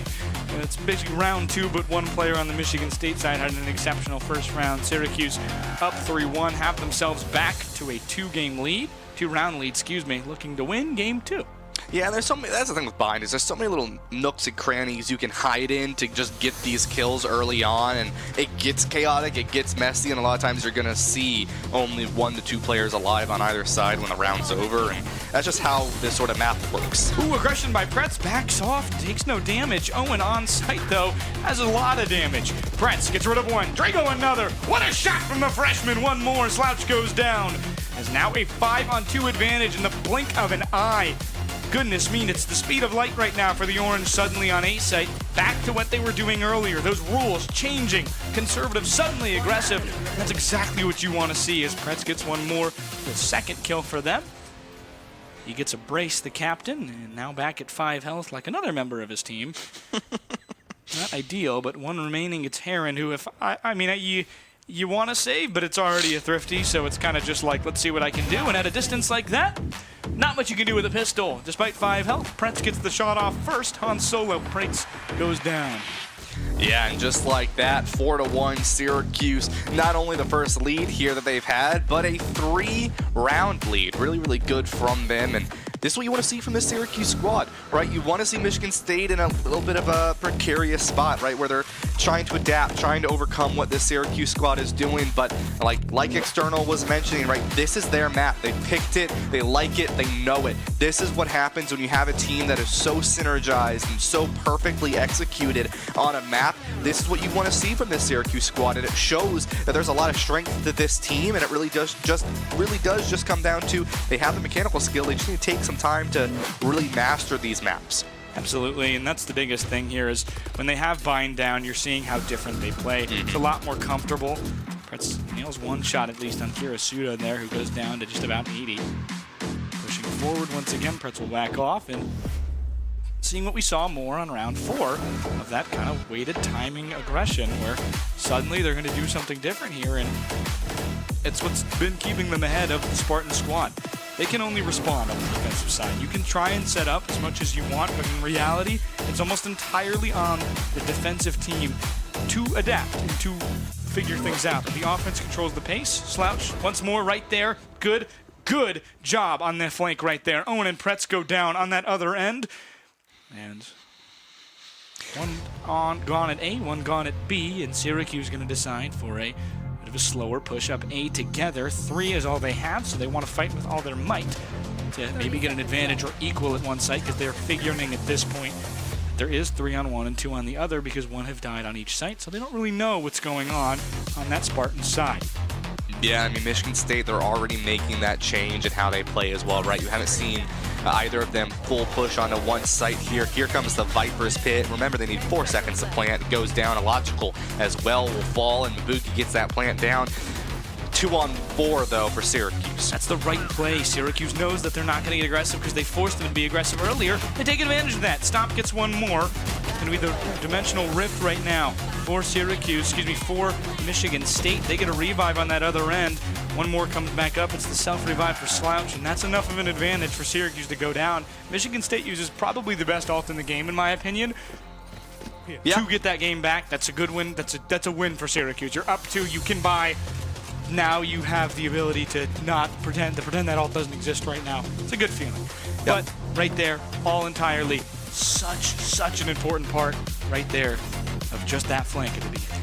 Yeah, and that's the thing, right? That's something new that Michigan State hasn't done, right? In Syracuse, they look for these double splits. There are, a total of 1, 2, 3, 4. If you literally just walk down the middle of that site there, 4 different ways you can get onto these sites, 2 for each site here, and you can't block every one of them, right? So Michigan State, they're like, all right, fine. You wanna hold some of these sites, you wanna push down some of these chokes, that's fine with us. We're gonna look for a flank, we're gonna slowly push them, and we're gonna get some kills if we can. We're gonna help our team out early on, and that's what they did, and they were able to find that value. Stomp on this sort of initiator of an ultimate, gets some good value. Illogical goes down, but on the flank, Lemur finds one, Mabugi finds Slouch in return. I mean, Lemur's such a good player. You're seeing right there Lemur taking advantage of his teammate's poor situation, because Syracuse knows that other teammate's in a poor situation, doesn't know where Lemur is, so Lemur's just able to get a pick kind of free willy-nilly. They're alive. They, again, have one more player. Basically now they have less of a disadvantage, and now it's a 4 on 3, excuse me, is the orange now waiting out a fade ult here on this section. Kirasuda, the Viper with ult. Between the line sight of Pretz, doesn't shoot first, goes down. Goodness me, good timing by Drago to be there as Lemur goes down. Kind of that takeover gone for Michigan State. They play a little bit less confident. They have to go defuse. And the orange respond accordingly. Mabugi gets rid of Heron, and the orange are up 5-2. Love to see a play like that. Well done, well timed. They knew what was going on, and they did it. Yeah, I'm glad that Syracuse didn't just trust the lineup there, because it did slightly go left. And if they did, then Michigan State would have won that round. So it did scare me a little bit on that Brimstone Molly lineup, but it was good enough. Syracuse, they knew. They were like, all right, we're still going to go in. We're still going to put the pressure on. We're not going to give this win for free to Michigan State. Very well played from them going into this round, still keeping this 3-round lead and having some money, right? Having that money momentum in their favor. They've got a Fade ultimate of their own. Showstopper and Viper's Pit can be used for Michigan State, so you might see something early come out with the Showstopper, and if they can, be really, really powerful. Pretz immediately here into that dash, gonna get some util advantage here, get some big damage onto Kirasuda. One more, stop pushing forward. Knows when to stop though, and stomps backwards a little bit here.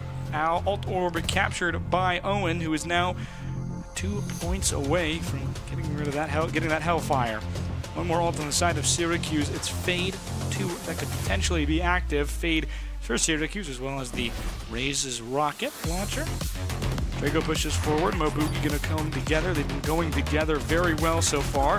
Ooh. Oh. And Heron's just there, lines up right. Nobody's has their gun out. Both util.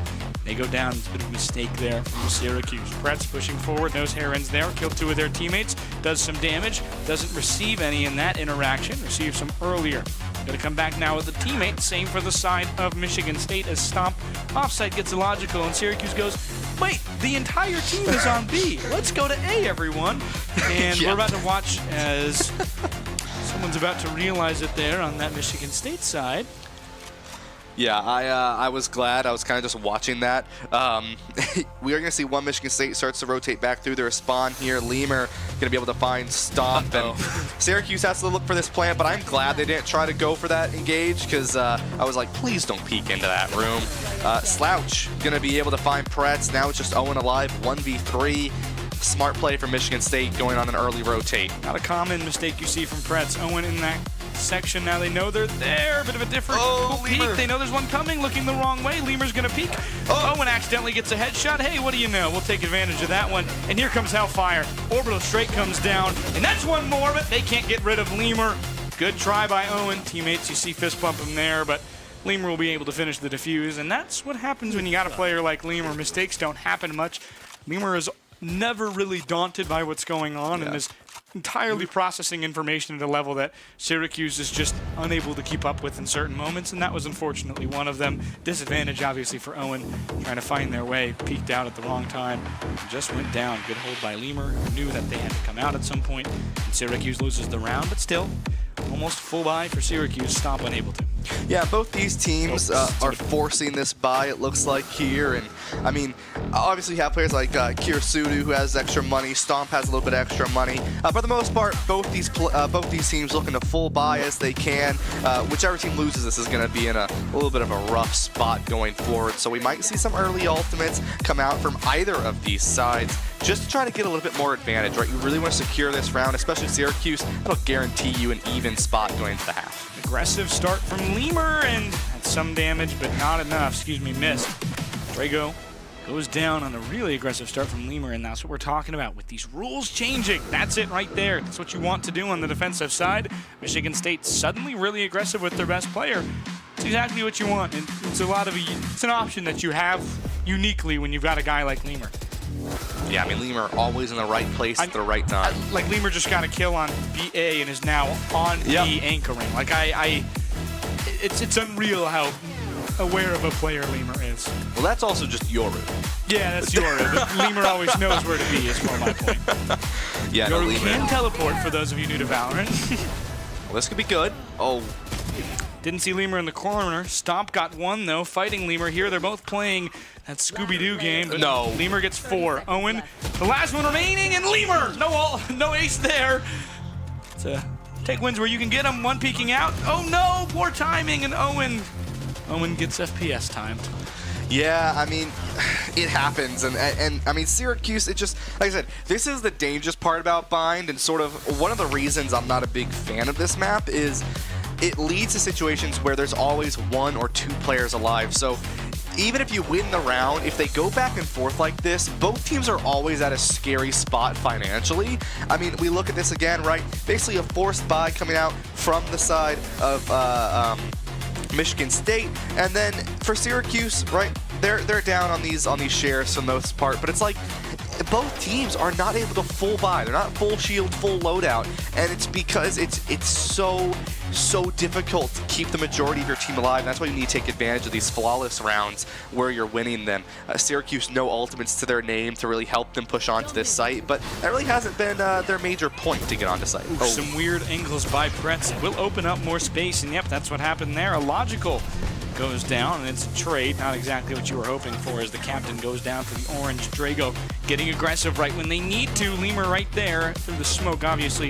Drago can't see them. Didn't check the angle, but it won't punish them there. Back once more. Syracuse Gonna get that Sova alt dimensional rift coming in here for one more. Drago gets one. The freshman has been on fire today. Knows where the other one is. What a shot by Drago. Back once more. Looking up top. Doesn't know where the last one is, but found it. Unfortunately, the wrong way. Slouch gets rid of Drago. No. Back on that other end. And suddenly, the tides are turning for Michigan State. But Owen gets a great shot off. Slouch revives themselves. They'll have to do it again. They know just where Slouch is. Spike stuck in that corner with the player for Michigan State. Oh, please, someone look up. 30 seconds. Nobody's looking up. Kirisudo gets one. Owen goes down. It's all up to Stomp. As Slouch goes down, now a one-on-one. They know where Spike is. They know where Kirisudo is. Stomp has Rift. Dimensional Drift coming out now. Back once more. They pick up Spike. Gonna run away. No, maybe. Hi. Oh, they need to win this. Oh, Yeah! what a shot! Stomp gets rid of Kirisudo. 6-4. The Orange get a must win. That is beautiful to see from Syracuse. It was scrappy, but nonetheless, they come out on top of that round and they guarantee themselves an even place going into halftime. And that in and of itself, take a breath, right? You're very happy about that. That was a scrappy, messy round. I mean, Ultimate's going out on either sides, both Cloves coming back and not able to win those, or both Cloves, excuse me. The Clove coming back and leaving and dying, and I mean, this was good for Syracuse, right? You have money as well, and now you can sort of take a breath. Early Viper's Pit comes out from the side of Michigan State, something new, but they want to make sure Syracuse really can't do anything to engage. Illogical, though. Taken out of the fight. Not what you're hoping for. If you're Michigan State, obviously you hope none of your players go down. Kind of irrelevant on buying. That happens more than you'd like. Bad angles for a lot of just kind of timing. It's a lot more about timing here. Yeah. And that's obviously sometimes not RNG based technically, just more luck based. And oh, nothing happens. Nothing ever happens. Shot missed. Nobody's peeking there. Once again, I can promise you that. Owen backs off. So many interactions almost just happened. Drago gets rid of Lemur. Some snaps for that as the contending X Factor goes down for Michigan State. They play so much worse without Drago, or excuse me, without Lemur. Drago got rid of them. 6-4. We're just going to go plant at A. Distractions at B keep two waiting, and a very good job by the Orange. Pret's able to collect one as well. Collect two! The captain gets everybody rotating and walks home without much of a hitch. Owen gets rid of Slouch after one elimination, and the Orange are a one click away from a flawless there. Such a round that you need, forcing Michigan State onto it thrifty on the last round of the half to potentially take an 8-4 lead. Orange must win this one. Yeah, and I really like that from Syracuse. 4 players alive, no money you have to worry about. Full buy loadouts coming out from Syracuse. Almost there for the side of Michigan State. And I mean, if you're Syracuse, here's what I want to see. I want to see that aggression we saw in round 1. Get your entire team on site, pop that Viper's Pit, and just chill, right? Just sit there. I believe that they can do this. They can get on this site fast. I want to see that aggression early on. Kills on either side. A little bit of a candy cane goes in, but Syracuse comes out on top. Miscounted the credits. That was a thrifty last round for Michigan State. They have a full buy. 2 go down, 4-3. Advantage for the Orange as they move into this other section at A after a very B-heavy kind of presence earlier that they backed off of, and this time going to just go straight towards A. They like this site more than B, and I'm not saying this because I have asked them this. It is because they use A almost exclusively on bind. Backup dash top twice. Spike goes over to Owen, who will go plant. And you just see it here. Syracuse will play B whenever they need to, but if they can play A and it's working, it happens more often. You're waiting. There it is. It's Lemur. Here comes that ult. Great ult usage from the Orange. They're going to save the orbital strike for now. Owen gets rid of one, backs off somehow, by some miracle, able to avoid 4 shots at 33 health. Does not go down. Oh. Go pushing forward. Here comes an ult. It's the, wow. It's the Nightmare Lemur just on fire. Pretz gets rid of Heron. Lemur there. 2-on-1. Shooting through the smoke. Here comes the orbital strike. Lemur has to jump out of it, and only a flash to protect themselves. Stomp, fully blind. Figures he might be there, and he shoots him anyway. And a good round for the Orange. Halftime and up 8-4. Yeah, and that's what it looked like on map 1, but in Michigan State's favor. So if you're Syracuse, you are incredibly happy about that. I mean, Carson, we were talking about how we wanted to see Syracuse come out on this map, and we saw it, right? That explosion, and it goes like this. That's what we saw. I don't know if that actually picks up on mic or not, but Syracuse 8-4 here in a really, really good spot, and now 4 rounds up. They have that advantage. They were doing good on those pistol rounds early, and frankly, if they can do that again, they'll be at a 10-4 lead. Really, really strong here. Syracuse, we see 1 bandit come out from a logical, none from Syracuse, so something to keep in mind, but I mean, you know, no light shields coming out from Syracuse, so not too crazy. And the Syracuse seems like they're in their element finally. Yeah. They are no longer like a fish out of water at the ice lakes of Winnebago, but instead they are a fish swimming. They are finding their way, finding their stream, finding the ability to move in the ways they want to. Looking forward once more on this B site. Some contentious early. 4 on that other site. Drago sets up, heading towards that midsection as back in that other corner just has 5 people waiting for the orange to reinforce. Logical getting impatient up top. Reinforcements coming, 5 on 5. This is about to be a bloodbath.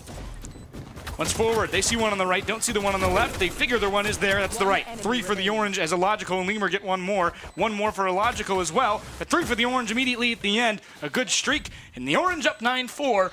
Whew. Speed round. I like that, right? I mean, I think that's what Syracuse is trying to do a little bit on Haven, right? Is they let Michigan State get on the site, they let them play their game, they go in full-fledged, and they take that win, right? And that's what we just saw on Bind, and this looked really, really well coordinated, really well executed. I think that's what they were trying to do on Haven earlier, Carson, and if this is how Syracuse is going to be able to play it on Bind, I'm feeling confident, and they should too. Yeah, and the big thing we talked about last semester is the problem with kind of relying on Pretz. And the problem in leaving it all to your IGL. And you're seeing it different this time. And that's what you've wanted to see from the Orange. When Pretz can't step up, you want to see other people stand. And Drago has been excellent. Or Pretz is averaging just, I believe, 16 kills per game in the conference, currently sitting at a KD that is third in the conference, excuse me. It's just been absolutely spectacular. Or 5th in the conference, excuse me. It's just been so spectacular. Stomp gets 1. It's a great shot on a player without any light shields. A good call on that. The Outlaw is very loud, as you just heard. This mic goes down for this side of Michigan State. Looking for a more retake-heavy outlook here, as the Orange have the entire time in a different look here, but it could punish them, and that's what's going to happen. Moboogie with a headshot through the wall. Illogical gets Owen, but Moboogie gets Illogical. 1 in that corner. Slouch gets stopped. 3-on-2 advantage for the Orange. Dwindling now are the Spartans. 1 more goes down. Lemur has to become somebody leaping off the edge right there and goes down as they have to get out of the crow's nest up top there at mid. And are forced to go down into orange bullets, 3-on-1.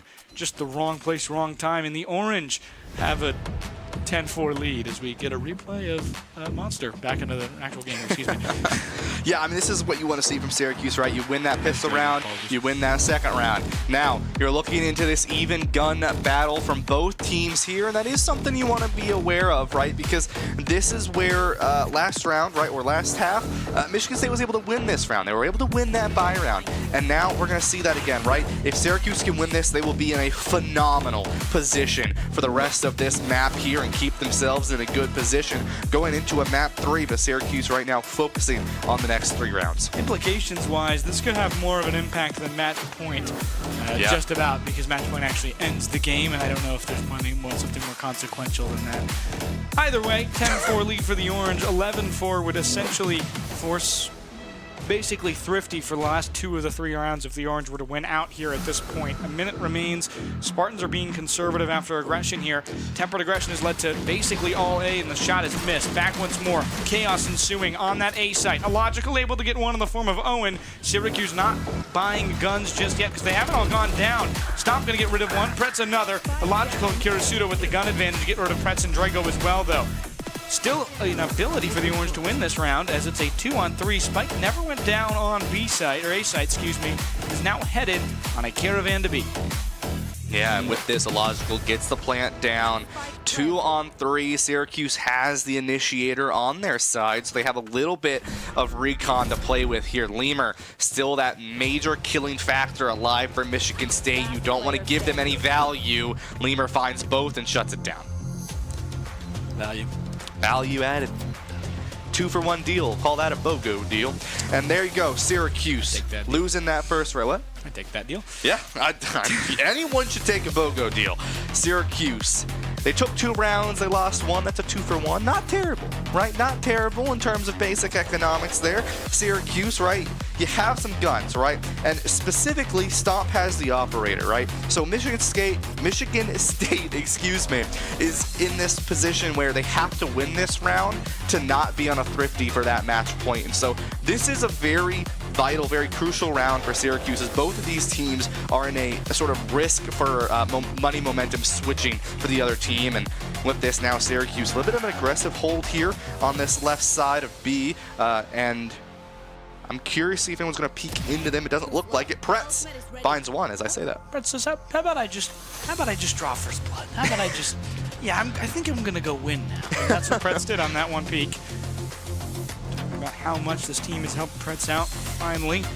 Begging for this squad to try and find a way when Pretz is struggling. It's been kind of concurrent and a mutual relationship. Now finally, Syracuse has found a way to play together. Pretz immediately coming in. It's aggression. There's 3 there. Pretz doesn't really mind. Gets one. Spike down. Has 2 kills. The captain on fire. Jumps at the right time. And forces movement at the right time, actually. Forces Michigan State to get a little panicky there on that util usage. Spike picked up by Michigan State. Once more, the Spartans of East Lansing have one. Flash and teleport could come out. It's going to be a drone. Positioning from Stomp, and just kind of guessed there and guessed wrong. A little bit late. 22 seconds, Mobugi gets one. Logical is the one that goes down for Michigan State. 5-on-2 advantage. Nothing going well for the Spartans at this point. 14 seconds remaining, and things are just dire. Oh, hello. Smoke went down. Pretz just found Slouch. Doesn't know the last one's on his right. And Mobugi will be able to do it themselves. Lemur goes down, and the Orange have themselves an 11-5 lead. What do you know? Whew. 11-5 lead and 5 players alive. Perfectly executed from Syracuse there. You love to see it, and no ultimates used as well, I believe. And so this is what you want to see from this Syracuse squad right now. Michigan State out of thrifty, right? And I'm curious to see if they're going to go for any buys, because if they lose this round, they will have no money. Great job round last there from Syracuse, specifically Pretz, the captain, did an excellent job. Just found 3 and pretty much a, oh, they're just right there kind of way. Played point-and-click adventure game. You think it's RuneScape sometimes with how good these players look. But Syracuse, yeah, you mentioned, no way. Budget is big. Oh, please. There's so many abilities. I see so much value, so many credits. Misses the first shot, thinks about teleporting. Just gonna do it the other way, the Yoru way. As they back off once again, Syracuse. Oh, so much value right there. Missed, unfortunately. Makes sense. That's the right play. As they wait, more conservative, kind of tailored aggression. As 4 head towards B, now becoming very quick with it on the other end. Stop can't seem to find their way between 4 targets. Didn't know which Yoru was real. I saw basically 3. There was another character wearing blue right there. Back in that other end, Mobugi sits in the corner of B Hall. Illogical's going to peek looking left if they're going to peek. Spike goes down 5-on-5. This is going to be chaos. Illogical right there. They need 5 elims to keep themselves around. There it is.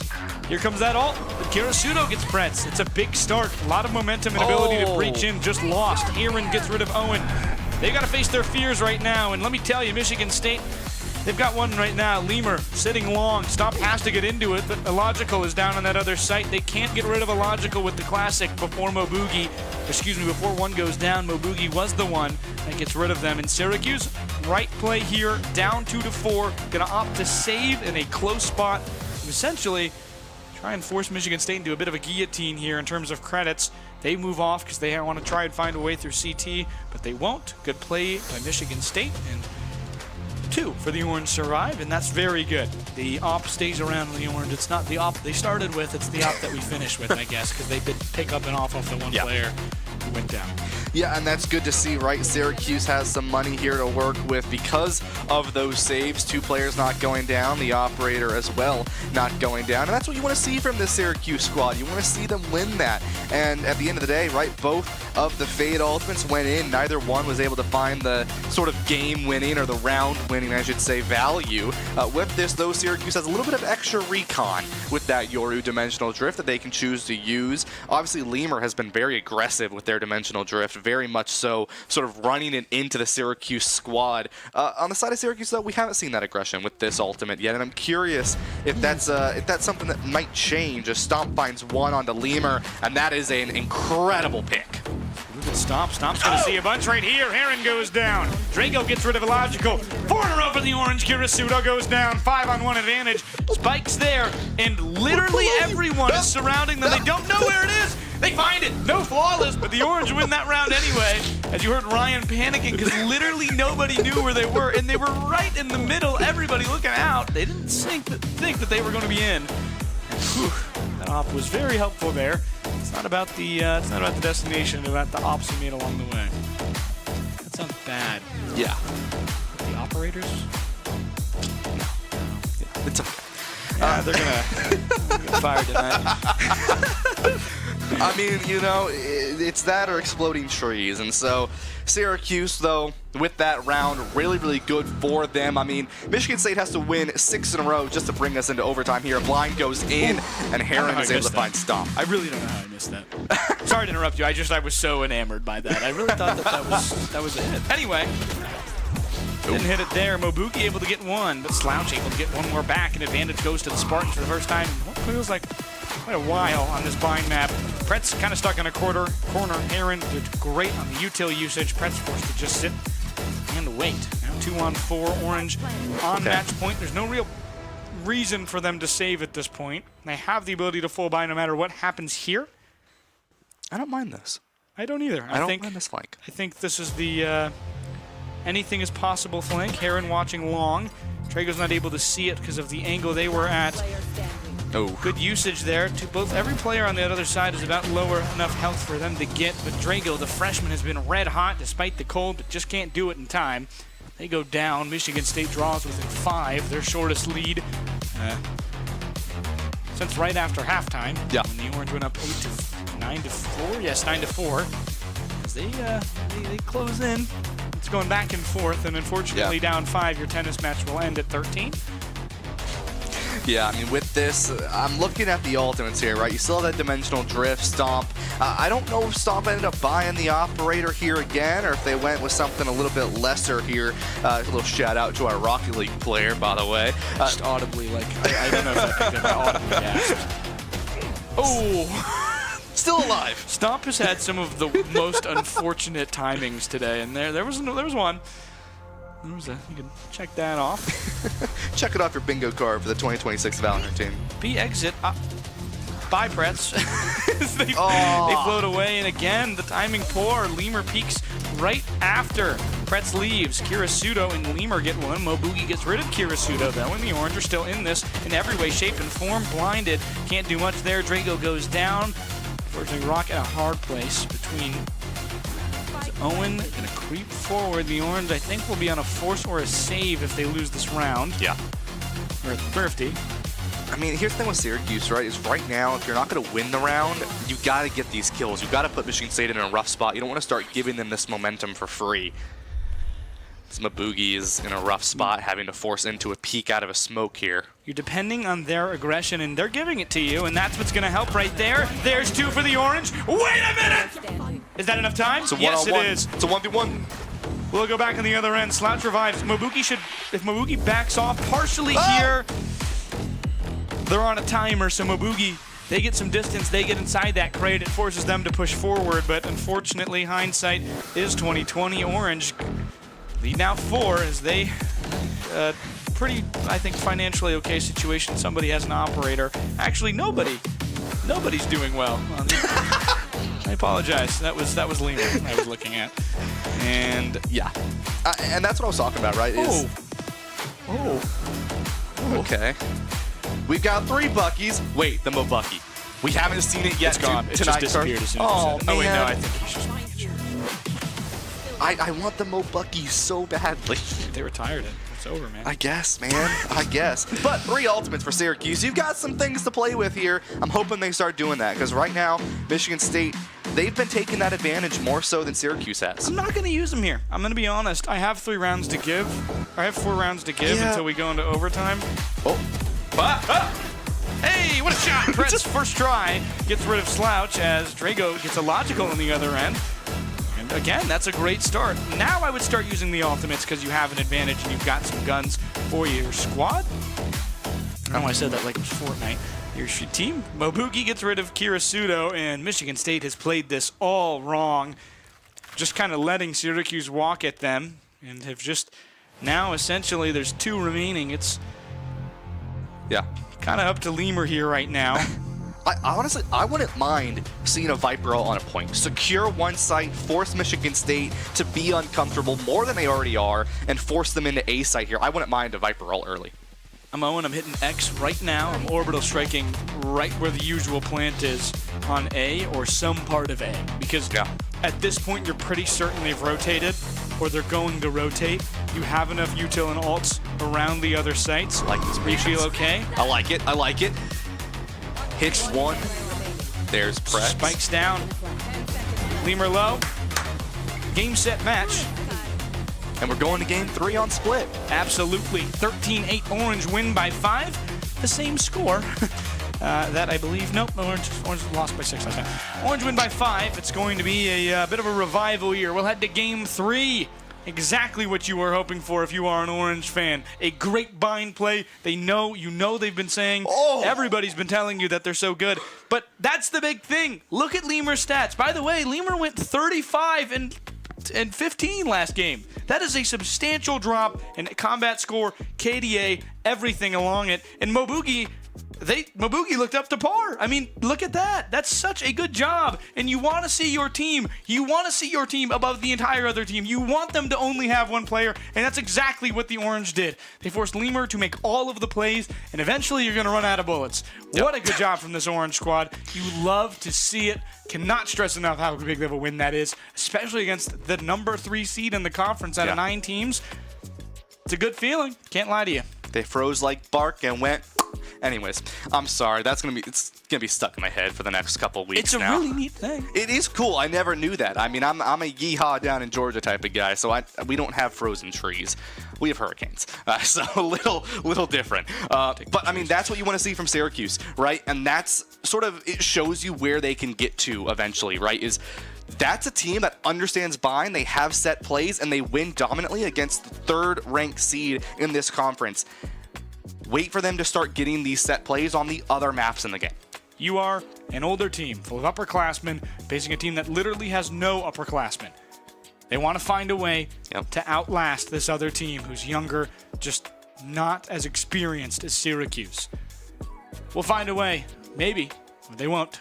In game 3, we'll find out in just a moment. We'll be right back.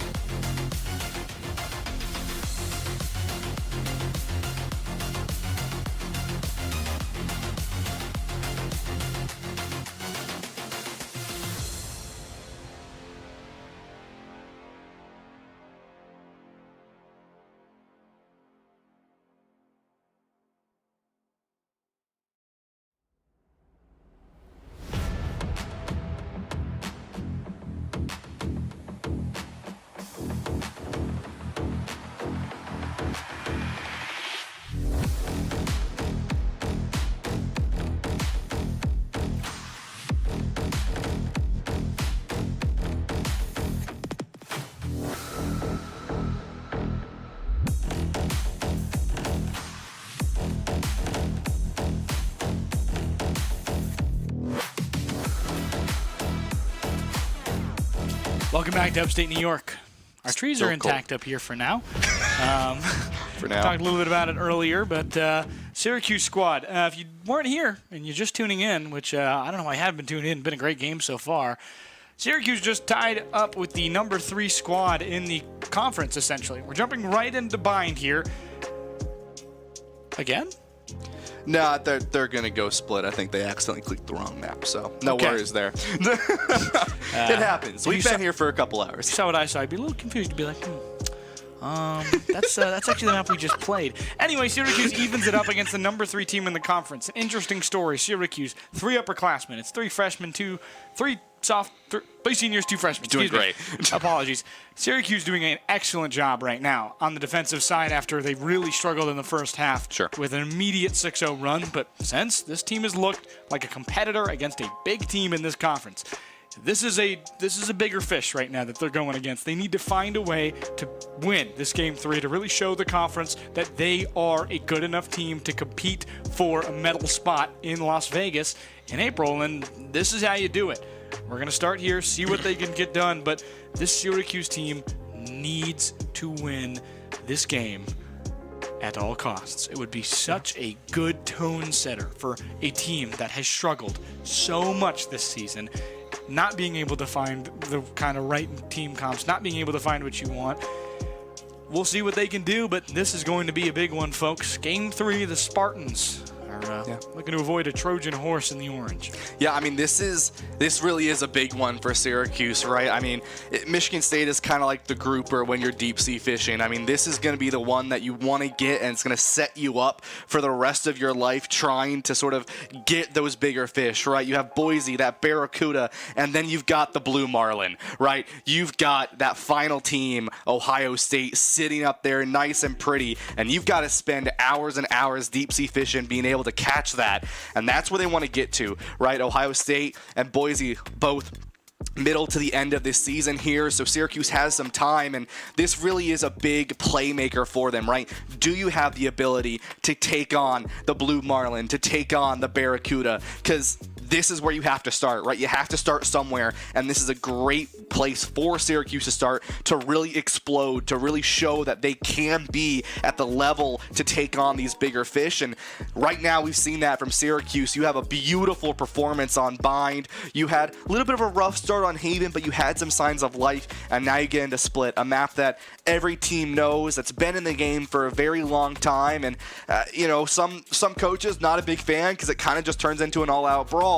But this is a map that a lot of teams know. There's not really too much unique gameplay factor to it. It's pretty cut and dry with how these teams play, and we're going to see that as these teams go in. Quickly, I'm going to run through these compositions once more here on the right side in the attacking. Once again, 3 maps in a row, Syracuse has attacked. The Waylay coming in again, this double controller. Once again, Viper and Omen instead of the Brimstone, the solo fade for that initiator, and then the duelist stomp on this Yoru again. On the side of Michigan State, an exact replica, except the only difference, they're running a Sentinel. It's going to be Chamber running in for this team. Lemur once again on the Yoru, and Syracuse's coach External was talking about it, and he was like, here's the deal, they're going to be on this Yoru. We're going to continue to look to bait out that TP. We know they're probably going to sit back in screens with an op, bait their team, and just try to get picks on us. They know what Lemur is going to do. They know the power that Lemur has, and they don't want to give that to him, right? They know that Lemur is a absolute menace when it comes to just sort of getting those kills, dropping 20, dropping 30, almost dropping 40, right? And they don't want to give that to Lemur again. They really want to solidify this team because they feel confident when Lemur is out of the picture. So that is something to really, really be aware of here as they go into this game number 3. We've been here for about 2 hours now, Carson. This team, this is where we talking to the mental fortitude of playing Valorant for up to 3 hours straight at a high level, very high level, right? Top 3 level competition. This is where things really start to get antsy. You got to stay locked into your seats. You got to stay locked in the whole way through, and a great way to start. Stomp gets 2. Pretz gets rid of Heron. Lemur the first one to go down. Who is going to be your Matthew Deladova to your Steph Curry of Lemur right now? You need a glue guy to put them away. Betos out. Stomp gets a 3K, but goes down ultimately to Kirisudo with that chamber revolver. And Drago gets the last with that new handgun. What a job by the Orange. A 1-0 start for the second time. The Orange are 1-0 tonight when they start 1-0.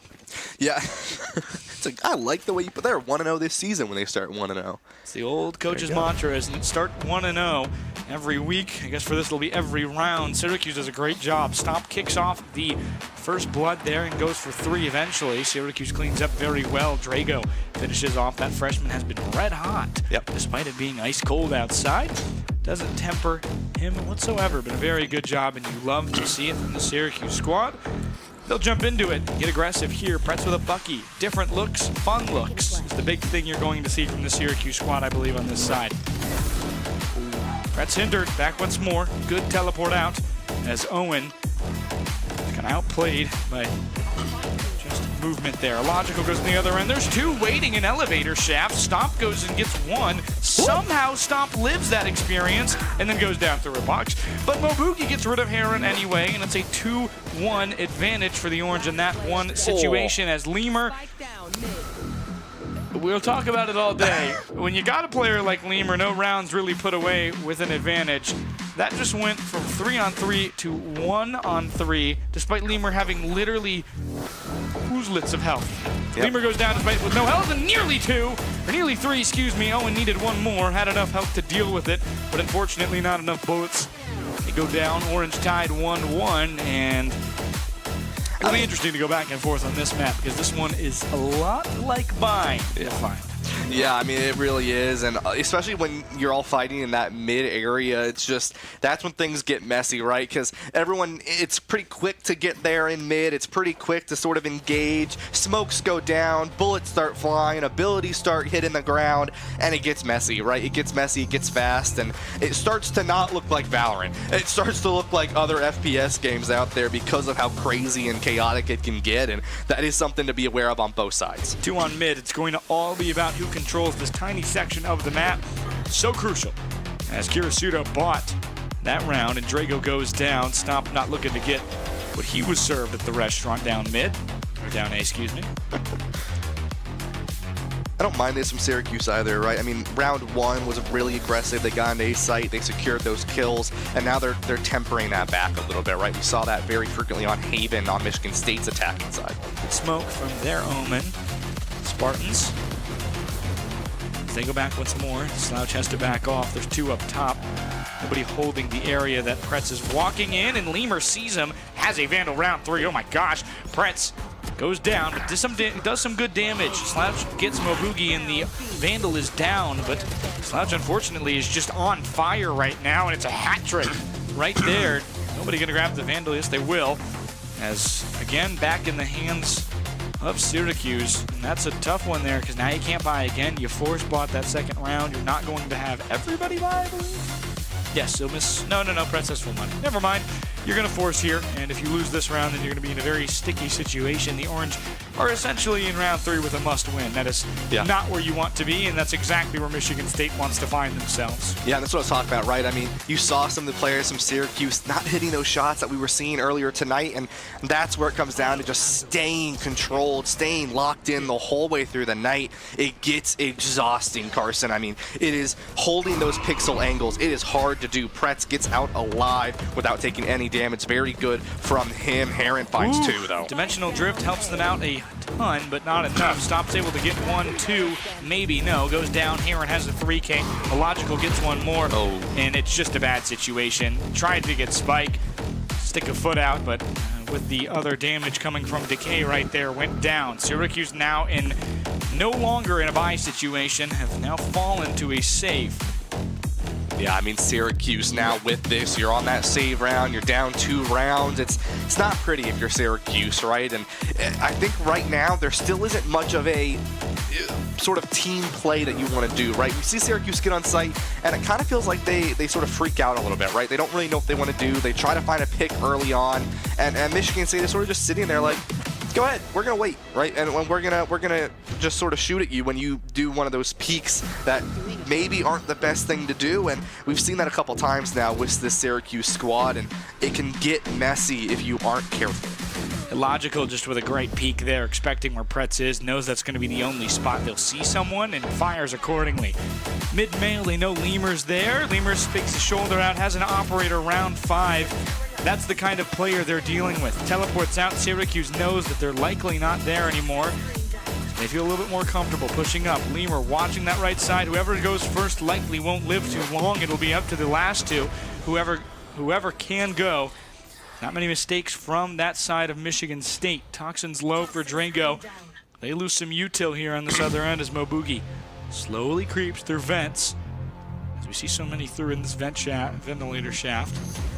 Lemur up top, wasn't looking the right way. Does get one, stop goes down. That's what I was talking about earlier. Mobugi gets Lemur, Heron gets Mobugi. Operator still on the ground. They don't want to pick it up to give them their location. So Drago, smart move to wait by the freshman. Sees a head pop up, gets rid of them. Illogical goes down. 2 on 3 to 1 on 3. Disadvantage for the Orange. Drago, who's played so well tonight, has to find a way to clutch if they want to get this round. But with only 20 seconds remaining, you're going to look left and go down this shaft. Yeah, I mean, you think about it, but it's you can't really fully commit there. I mean, you need 4 seconds to put that spike down. Drago just trying to live and save this gun if they can, it looks like here. And I mean, I liked the flank coming out from Mobugi, right? Because if you looked at the map there, Lemur was absolutely baiting their fade. They were like, all right, I want you to just, or sorry, their waylay, and just say, you sit there, and if they peek through this main choke, I'm just going to shoot at them with an operator. And that's what External was telling Syracuse about. They were like, Lemur is just going to sit there and wait for you to walk into their team and get that trade. You don't want that to happen. So I liked what Mobugi was doing, right? Going on that flank and finding that operator, finding those kills up on that top location, but it just wasn't quite enough because Syracuse wasn't ready for that engage from Mobugi. It felt a little bit too early for the team, and so they weren't able to get that full commit. Syracuse with just a great job initially, keeping Lemur out of it, has struggled the last few rounds. Only gotten one kill in each round, no doubles for Lemur. They back off once again. Pretz chasing their waylay down, finds a different individual. It's Heron down low. Lemur in the other section of the map picks off Drago.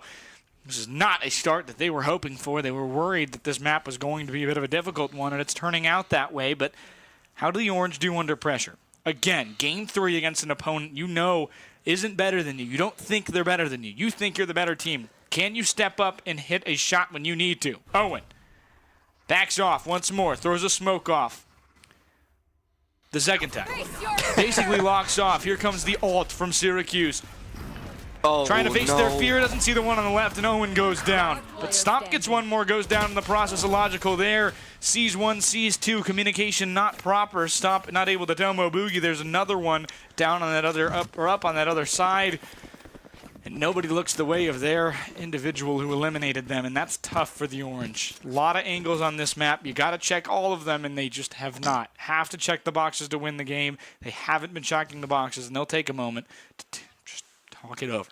Yeah, I like this from External here, right, is making this change. Is like, all right, guys, we got to walk through what we want to do, right? How do we want to get onto this site? How do we want to engage onto this team? Because right now, it's sort of similar to what happened on Haven. They're taking unnecessary peeks that they really don't need to be taking, right? I know you're on the attacking side. I know you need to get aggressive. I know you need to force yourself into the enemy team, but it reaches a point where when you're taking those unnecessary peeks, those unnecessary angles, you're punishing yourself. You're putting yourself at a disadvantageous position, and it's happened a couple times now for the Syracuse squad. And now with this, again, I do want to mention both Kirisutu and Lemur are going to walk into this next round with operators, and that's a little scary, right? I mean, now you have 2 players that could sit on 2 different sites and really use that accordingly, and Syracuse going to be forcing what they can, like a 3/4 of a buy, right? Because some of these players are able to buy some guns, but not all of them, and the Syracuse team just looking to get this value. There's some ultimates also online for the side of Michigan State, so they have some things to play with here. Syracuse, on the other hand, still a little bit behind in any of these ultimates to really be able to use as they want to, and Syracuse now getting a little aggressive with their util over on B site. Brett's pushing forward, trying to find a way to get Syracuse forward, and the aggression is the idea here. Trying to be tempered with it, don't want to just kind of run in and die. B is a very hard site to take with this many people on it, and they don't know right now. You don't want to get in. You don't know what's on B, and you have to find a way to communicate yourself out of just running in. You want to be tempered. You want to find a pick, but you have to do something, and the Orange are setting up to essentially allow themselves the maximum opportunity to do something, and that's a big start. Drago gets rid of Kirisudo, who's been good tonight, especially here on split. Backing off. And I like this. I mean, playing passive, forcing the aggression from Michigan State. We know they're an aggressive squad. They've been aggressive all night. And so they're punishing that now on this split side. I like this changeup from Syracuse. Aaron back in that other side. Good gosh. Oh, I saw it coming. Owen just got swung by Heron, who's been so good so far. These guys, holy, top left, by the way. 300 FPS for these players, if you're wondering what PCs they're on. Stomp, back up top. Can't win below. The Bulldog is not enough on that Phantom. Excuse me, I just thought that was an insane thing to point out. I don't think my eyes run at that many frames. Pretz dives in, and it makes the right choice, I think. Backs off once again. Lemur, double flash, and moves the other way to the flash. Mobugi throws down Spike. It's a 3-on-2 advantage for the Syracuse squad. Despite low health for their captain, Pretz. Shouldn't use the ult here. They might. Down goes Illogical. Back once more. Nobody has any health. All verse 1. Slouch, corner. Drago the only one full. Ooh. C1 in the corner. Drago goes down. Nobody has any health. Slouch gets 2. Pretz, the captain, cleans it up, brings the broom, knocks him over the head with it, and they have one more. That was 500 frames. How did they do that? Sorry. He just pointed it out to me.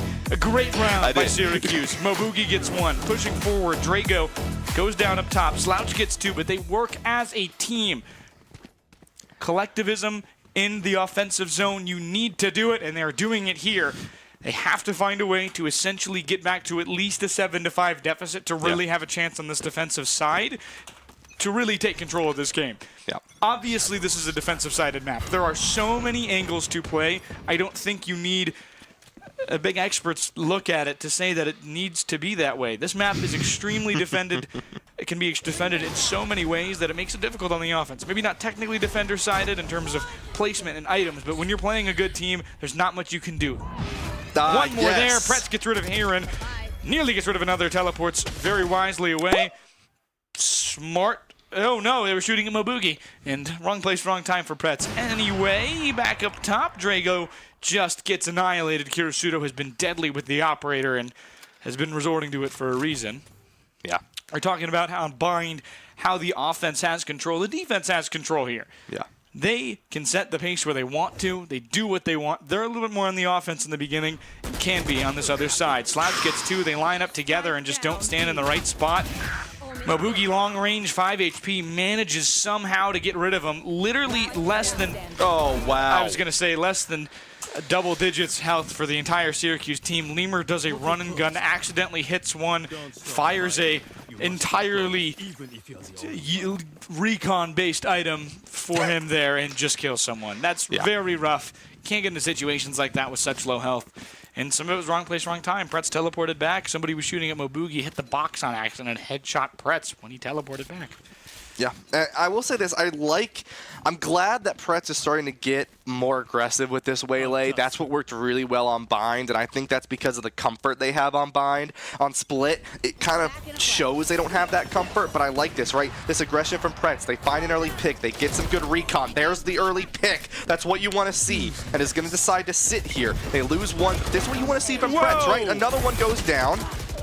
Oh, that's a really good play by Michigan State. Illogical gets 2 as the guns fire is slowed down and just aimed too high. Couldn't shoot in time. 7-2 lead for the Spartans. This map has been a very big difficulty for the Orange in its history here in the PEC. I do not remember a time I've seen this Syracuse team come out on top. It is a very difficult start. They play it very well outside of the conference and in exhibition, but it's hard. It is a hard map, and a lot of it does come down to how do you want to play it, because once you're on a site, you're pretty much set, but getting to the site is rather difficult on this map, and I like what I'm seeing from Pretz, but the rest of the team has to follow that, right? Follow that recon, follow that aggression. You kind of can't just sit there, because every little bit of space that you get on Split, you need to control, because it's so defender-sided, and that's the scary part here. 7-2, you're at a 1-round deficit at the half. half guaranteed. Pretz aggressive once more. I want to see the rest of Syracuse get aggressive as well.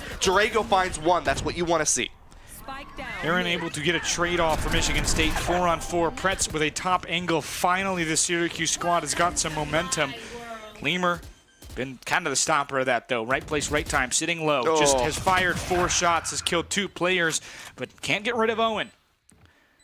Player from abroad has come back, finally feeling good. Sees a gun, doesn't see the second, does see the second, but backs off. Chamber has the ult, won't use it. Not any gun for Chamber right now. Back on that other end. Good dodge from Kirisuto, who is just walking forward. And wow, the moving turret works. Drago goes down, kind of just stuck in a rock and a hard place. Somebody with a shorty is always going to beat you there. Owen, 1-on-1. Clutch situation. Orange need this to stay in. Essentially has to stick. He's careful. Sees him. Good timing by Kirisuto, but not good enough. Owen gets the kill. Orange, final round. That was good for Syracuse, right? I was kind of hoping Owen was going to play a little bit closer to Drago, because Drago was really forced out of that Viper's pit and died almost immediately, but things happen, right? It was okay. Lemur, that dangerous source here, but this all started on the backs of the aggression from the Waylay from Pretz, right? They got in, they showed recon, they got a kill immediately. Drago looks to back up where that Waylay was engaging from, finds a kill, and the rest of Syracuse gets aggressive. They get onto that point. That's what you want to see from this squad. That's what you want to see from this Waylay, is getting that recon, getting into sight, and the rest of the team moving with that momentum fast and onto sight. Illogical gets rid of Owen. It's a tough start for the Orange. Drago can't return fire. 7-3 lead for this squad from East Lansing. They are dominating the second half. Bind was a struggle. This one has not been. Mobugi goes down. Kirisuto, just like the White Sox, traded away Luis Robert. If you're interested in baseball, Freddie Peralta just ended up in the Mets organization. Huh. I don't follow baseball, but that sounds interesting. Extremely great player from Milwaukee has ended up across the country. Package deal not yet returned. Anyway, Syracuse trying to do the same, giving them some kind of semblance of hope. Unfortunately, they can't get it. Slouch and Lemur get rid of 2 up top. Stomp is the second one to go. Press forward. Oh, whoa, wow. whoa, whoa, whoa, whoa. Oh, tough scenes there. Had the crosshair on his head. Fired the gun slightly too fast, and RNG decides that. What a tough look. Gotta hate it. It sucks so much when it happens to you. It's great when it happens to them. And the Orange still struggling. Luck not on their side. 8-3 lead for the Michigan State. Yeah, I mean, here you go, Carson, right? 8-3 lead. Michigan State's in a good spot. Syracuse, they're not on a good bye for this final round in the half here. And I think at the end of the day, you just need to be more aggressive on this attacking side. You've given Michigan State way too much time to set up on their defense and sort of just get their picks as needed, and it's proven to be really good for them. Stop really aggressive. Can't get much of anything. Maybe some damage in there. Syracuse disadvantage 4-3, 2-on-5, 2-on-4. Owen gets one. Finally, Kirisuto goes down after a brace of kills. Down goes Pretz, finds one in the elevator shaft, and just not aiming correctly, luckily, when you are in the shaft, but unfortunately suffers the same fate coming back up. Illogical watching. It's Owen the Omen versus the world. With this now, 3 players left for Michigan State, but behind, and Lemur is able to find them. But here, Carson, here's the thing, man. We gotta, I want to mention something, okay? Split, defender-sided map. Valorant, Season 0, many years ago, back in 2020, if you can remember that far. 9-3 curse. No, it didn't happen. Okay? It didn't. But what did happen was a 9-3 curse on Split. Okay? This is a very defender-sided map here, and when you get that momentum going, it's very possible for you to win this, right? In Syracuse, you can still win this, right? But at the end of the day, it's going to be because Michigan State is going to give you time to set up. But we saw how aggressive they can get on the defensive side of Haven, right? If they keep this power, this pressure, this momentum that they do so well, it's going to be a scary, scary position for Syracuse, because you never want to be on the attacking side or the retake side if you are on this split map. And Syracuse already going to be taking a little bit of damage, but no one's going to fall quite yet here, and that's good if you're Syracuse. Owen's setup kind of pushes Michigan State's aggression back. That's what you want, to temper them, to find a way to make them wait. Literally 4 of them lined in a Minutemen formation, like it is the French army walking a parallel. It was looked like Downton Abbey. Lemur gets 1. Once again, Lemur, just the first bloods. I mean, we haven't talked about it much, but I think total first bloods today, Lemur is upwards of 10. I don't know if the first bloods matter just in terms of how many this is also people true. you get rid of, because the answer is a lot to a little. Ghost here, equipped for Stomp, who got some beneficiaries and some disadvantage on timing. And okay. Okay, that's a trade. I don't know how that happened, but hey, you know what? You take those. Owen waiting, making quite a bit of noise, and nobody wanting to challenge. And now Syracuse is like, wait, do they know we're here? The answer was no, they don't. Set up for Spartans, 3 on 4. They find some damage onto Slouch. 1 long, it's Kirisudo as they wait for Slouch down low. They move off to the other side. Mobugi pushing forward, trying to find someone on that lower end, but they've moved to the other echelon of the map. Mobugi gets rid of 1. There's a trade once more, still even. There's another kill for Pretz. Have to retake. Spike being defused by Mobugi. Waiting together, Kirisudo goes down! Pretz finds an elimination, 9-4. And the Orange have got their first of the half, and that's exactly what you need. Fortunately, started 1-0 that last half. Didn't go so well for them. Went down 9-3. See if they can find a way to not drop the ball pen. Okay, thank you, Chris. Ryan dropped his ball pen. Is it a ballpoint? It's a. It is. It is a ballpoint pen. It was a pen. It's a ballpoint pen. You're right. It was right there. It was right there. You're right. Ball.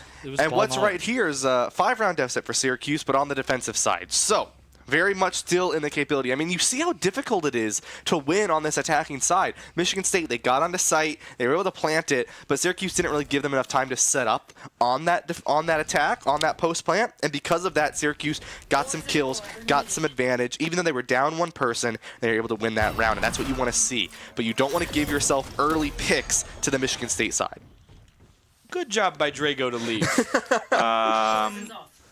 Should probably back off and just accept the fate that mid is now controlled by Michigan State and set up for the other action. What? Live to fight another day. No, yeah, no that's reason.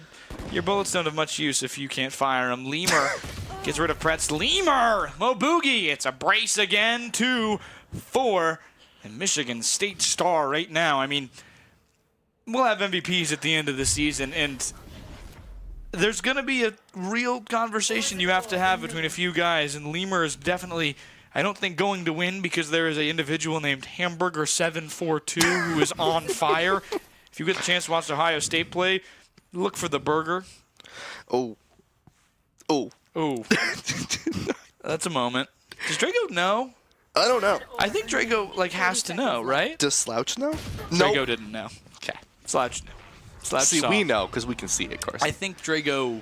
Well, I just figured he was so careful of the box right on the left side there that he didn't think there was. He thought there was someone behind the crate or he'd seen him. I think the guy behind the crate had just waited. Oh, okay. Slouch take those. was just chilling on the rafters there. Fitting. Just Owen alive, though, here. Spike is down.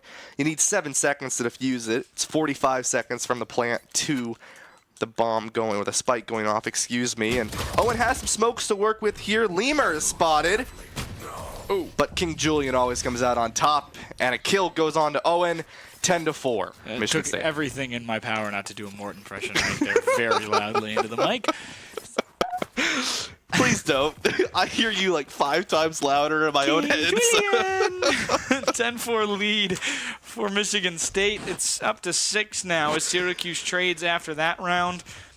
1-on-3 disadvantage there at the end, and unfortunately nothing that they could do. Owen tried their best, but Lemur just on fire, 16-8.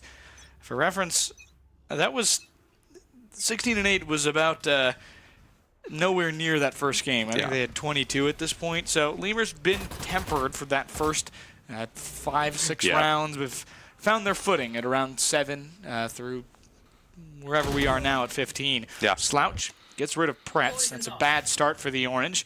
Can't keep giving up those picks, but unfortunately on this side of the map, Yeah, exactly. I mean, that's the thing is it is defender-sided, but you can't be losing members early here. Really far aggression coming in from Illogical. They get in, they get the stun, and Drago goes down here. Owen has a smoke, but now, once again, you don't have any control over mid. It's like every time we see this Michigan State squad win, it's because they control over mid. Stomp finds one as well as the spike. That's great to see here. Remember, Syracuse on a thrifty buy. 3 members, though, to the 4 on the side of Michigan State. Lemur grabs the spike and sends the plant down, and once again Syracuse looking to try to win this, but big surprise here, there's an Omen on the flank. Yeah, absolutely. I mean, it's a little scary. That's the character, unfortunately. And set up very well. I mean, can they move fast enough to basically nullify the flank?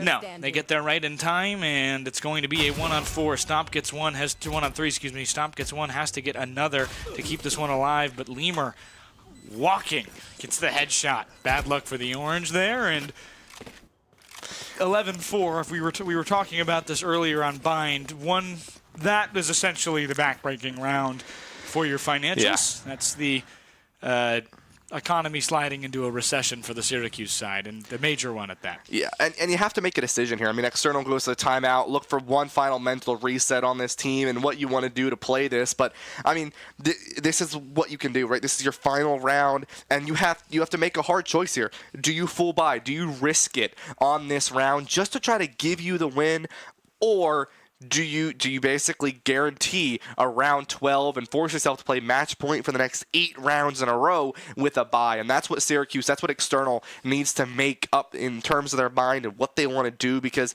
this is not a great spot to be. I mean, this whole team here for Syracuse, this is sort of one of those things that we've seen throughout with this Syracuse squad, is being able to compete for this many hours at a time at such a high level against some incredibly good players and just staying strong throughout, right? This split map, there's not really much unique factor. I mentioned that before we got into the map, excuse me. There's not really crazy plays, right? It's such an old map. It's such a frankly cut and dry map. There's nothing unique about it. And the problem with that is it's hard to really master it, right? On Bind, you could be a little bit more unique, and it was a map that Syracuse has gone over multiple times, and they did well, right? Haven, you could be unique, and it just was a little bit of sort of warming up that electric grill, right? And now we're on Split, where things are very, very cut and dry, very simple, and you have to win this, and you're 2 rounds away. Drago Shoulder Peaks finds a million people. Yeah, I mean, you're exactly right. And, Kirisuno, gun advantage, gets rid of Stomp. Wrong place, wrong time. This Michigan State squad, I talked about it on the Boise State's PEC show. Shout out. They, as Kirisuno gets rid of Mobugi, they are so good when they can. They're a bit inconsistent. They struggle a lot in that mid-game. Those kind of, when time gets tough, this team can sometimes fall apart at the cracks, except and kind of have to rely on Lemur, which is a big disadvantage. But you see how good the frame is here. This is a young team, all underclassmen, who are going to be together for presumably, hopefully, a long time. You know, the Rocket League team for Michigan State had a transfer recently. They lost one of their best players to Northwood. Drago gets one there, 2-on-4 disadvantage for the Orange as they jump back to the reclaim here. Brett's on top trying to find a way. Sees one down there. It's Slouch. Doesn't see one, excuse me. Slouch kind of waiting on it. Smoke will clear in just a moment. Drago going to try and come together with them. They jump down together. Pretz gets one. It's former Slouch, but Illogical gets rid of Pretz. Drago, the freshman, one more. Pushing forward, 1-on-2, running dry on time, and unfortunately not enough health to survive that one. Teamer gets rid of them. But as I was saying, this Michigan State squad is extremely good and will potentially, I don't think this is the year. Ohio State has one heck of a roster right now. Same with Boise State. It's their only 2 losses for this Michigan State squad. Obviously, they're improving rapidly and exponentially. We've been seeing that. If you've been seeing games, if you've been watching other parts of the PEC, they are phenomenal, absolutely phenomenal. But they play at a very aggressive rate that doesn't go well. But once they figure out how to kind of get it together and keep yourselves kind of right mentally in terms of what you're doing, when you're being aggressive, when you need to back off, they're good enough right now as players, as raw prospects, to win these games like this where they are so aggressive. Once they figure out kind of how to put it together in one big kind of glue glob, in the sense of they are all very glue players. They play together. They make a team stick very well. They have to find a way to get that done, but I think this Michigan State squad is going to be special for a very long time. They are very good, and you will see them on the national scale at some point in a few years.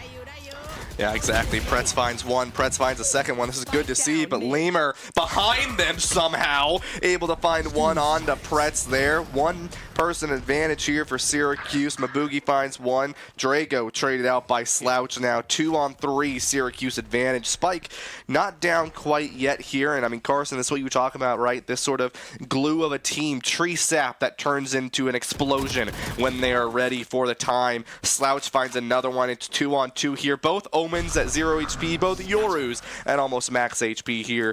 Comes the teleport, looking for any level of recon and gets himself over to A site. Syracuse a little split right now, both coming through their spawn. Owen can't hit the shot. Slouch gets his third kill of the round. 15 seconds remain. Stomp just going to have to try and wait it out, see where they're going to plant. Here's it back towards A. Going to try and get there in time. Won't. Spike will go down. Orange at a 1-2 disadvantage, trying to now extend the loss, or extend the time until they lose, hopefully. Oh, wow. As Lemur just right there, right time. Very smart play. Walks forward, forces basically them to look at them first or go down, and Lemur does a great job at that. Playing very well despite the things going around. Didn't shoot. The Yoru literally walked by it. Just a brief stroll on this other section. Lemur goes 20-8. Not enough rounds to go up to 30 or 40, it feels like. 303 average combat score. I mean, that's insane. You see that at a pro level like 1 in a million times. Yeah. Very spirited effort by Syracuse. Yeah, exactly. And here's the thing with the Syracuse squad, and something to keep in mind, right? One, you know, you've got Mabugi, who is still finding their place in the roster as a Magical Saint comes behind us once more as Overwatch just finished their scrim up as well. He is really scary on that monitor. Oh my gosh. Oh wait, yeah, I didn't realize terrifying. I didn't realize that he's so dim. Anyways, right? We love outside him. of Mabugi, right? You also have Owen coming back into this roster, sort of finding that synergy back in as well. But I want to give major credit to the Syracuse squad, right? You go out, you deep sea fish. Sometimes you get a couple bites, but you can't ever reel it in, and that's fine, right? You get that experience, you get that exposure, and you will reel it in, right? You have the way, you have what you want, and that's what we saw specifically on Bind, right? Syracuse, they understood that map. They've gone over it in and out over and over and over again, and they've mastered it, and that's why they look so good on it. A totally different squad on that Bind. Haven, they're getting to a point where they're getting really good at that map, and you can tell, right? Split, little bit of sort of the red herring of the maps where it's like, yeah, you're there, and it comes down to sort of gunplay and chaos, but we'll figure it out as we go. But this Syracuse squad, right? They're comfortable deep sea fishing now. They're comfortable getting out there and going for those big fish. But now it comes down to perfecting those maps, having set plays, being comfortable on those maps, trusting one another, so that you can actually reel in that grouper. I think Syracuse is going to be a force to be reckoned with. This is game 1 of this second half of the season. Syracuse improved drastically at the end of last season, or last semester, I should say. They're starting off great right now, and now they get to go forward and continue to grow their team before going up against the Boise and the Ohio State. Absolutely, and actually they get the Ohio State next week. It's going to be a tough matchup for the Orange. They get a gauntlet to go. Ohio State Monday will be the Rocket League. Monday, Tuesday, Wednesday, Thursday, same thing around the entire section. PEC has been a great host for us tonight, and more games to go for the Syracuse squad. 2 teams headed in the right direction. Thank you very much for watching, and that's going to be all from here tonight. Tune in Monday. We've got more in store.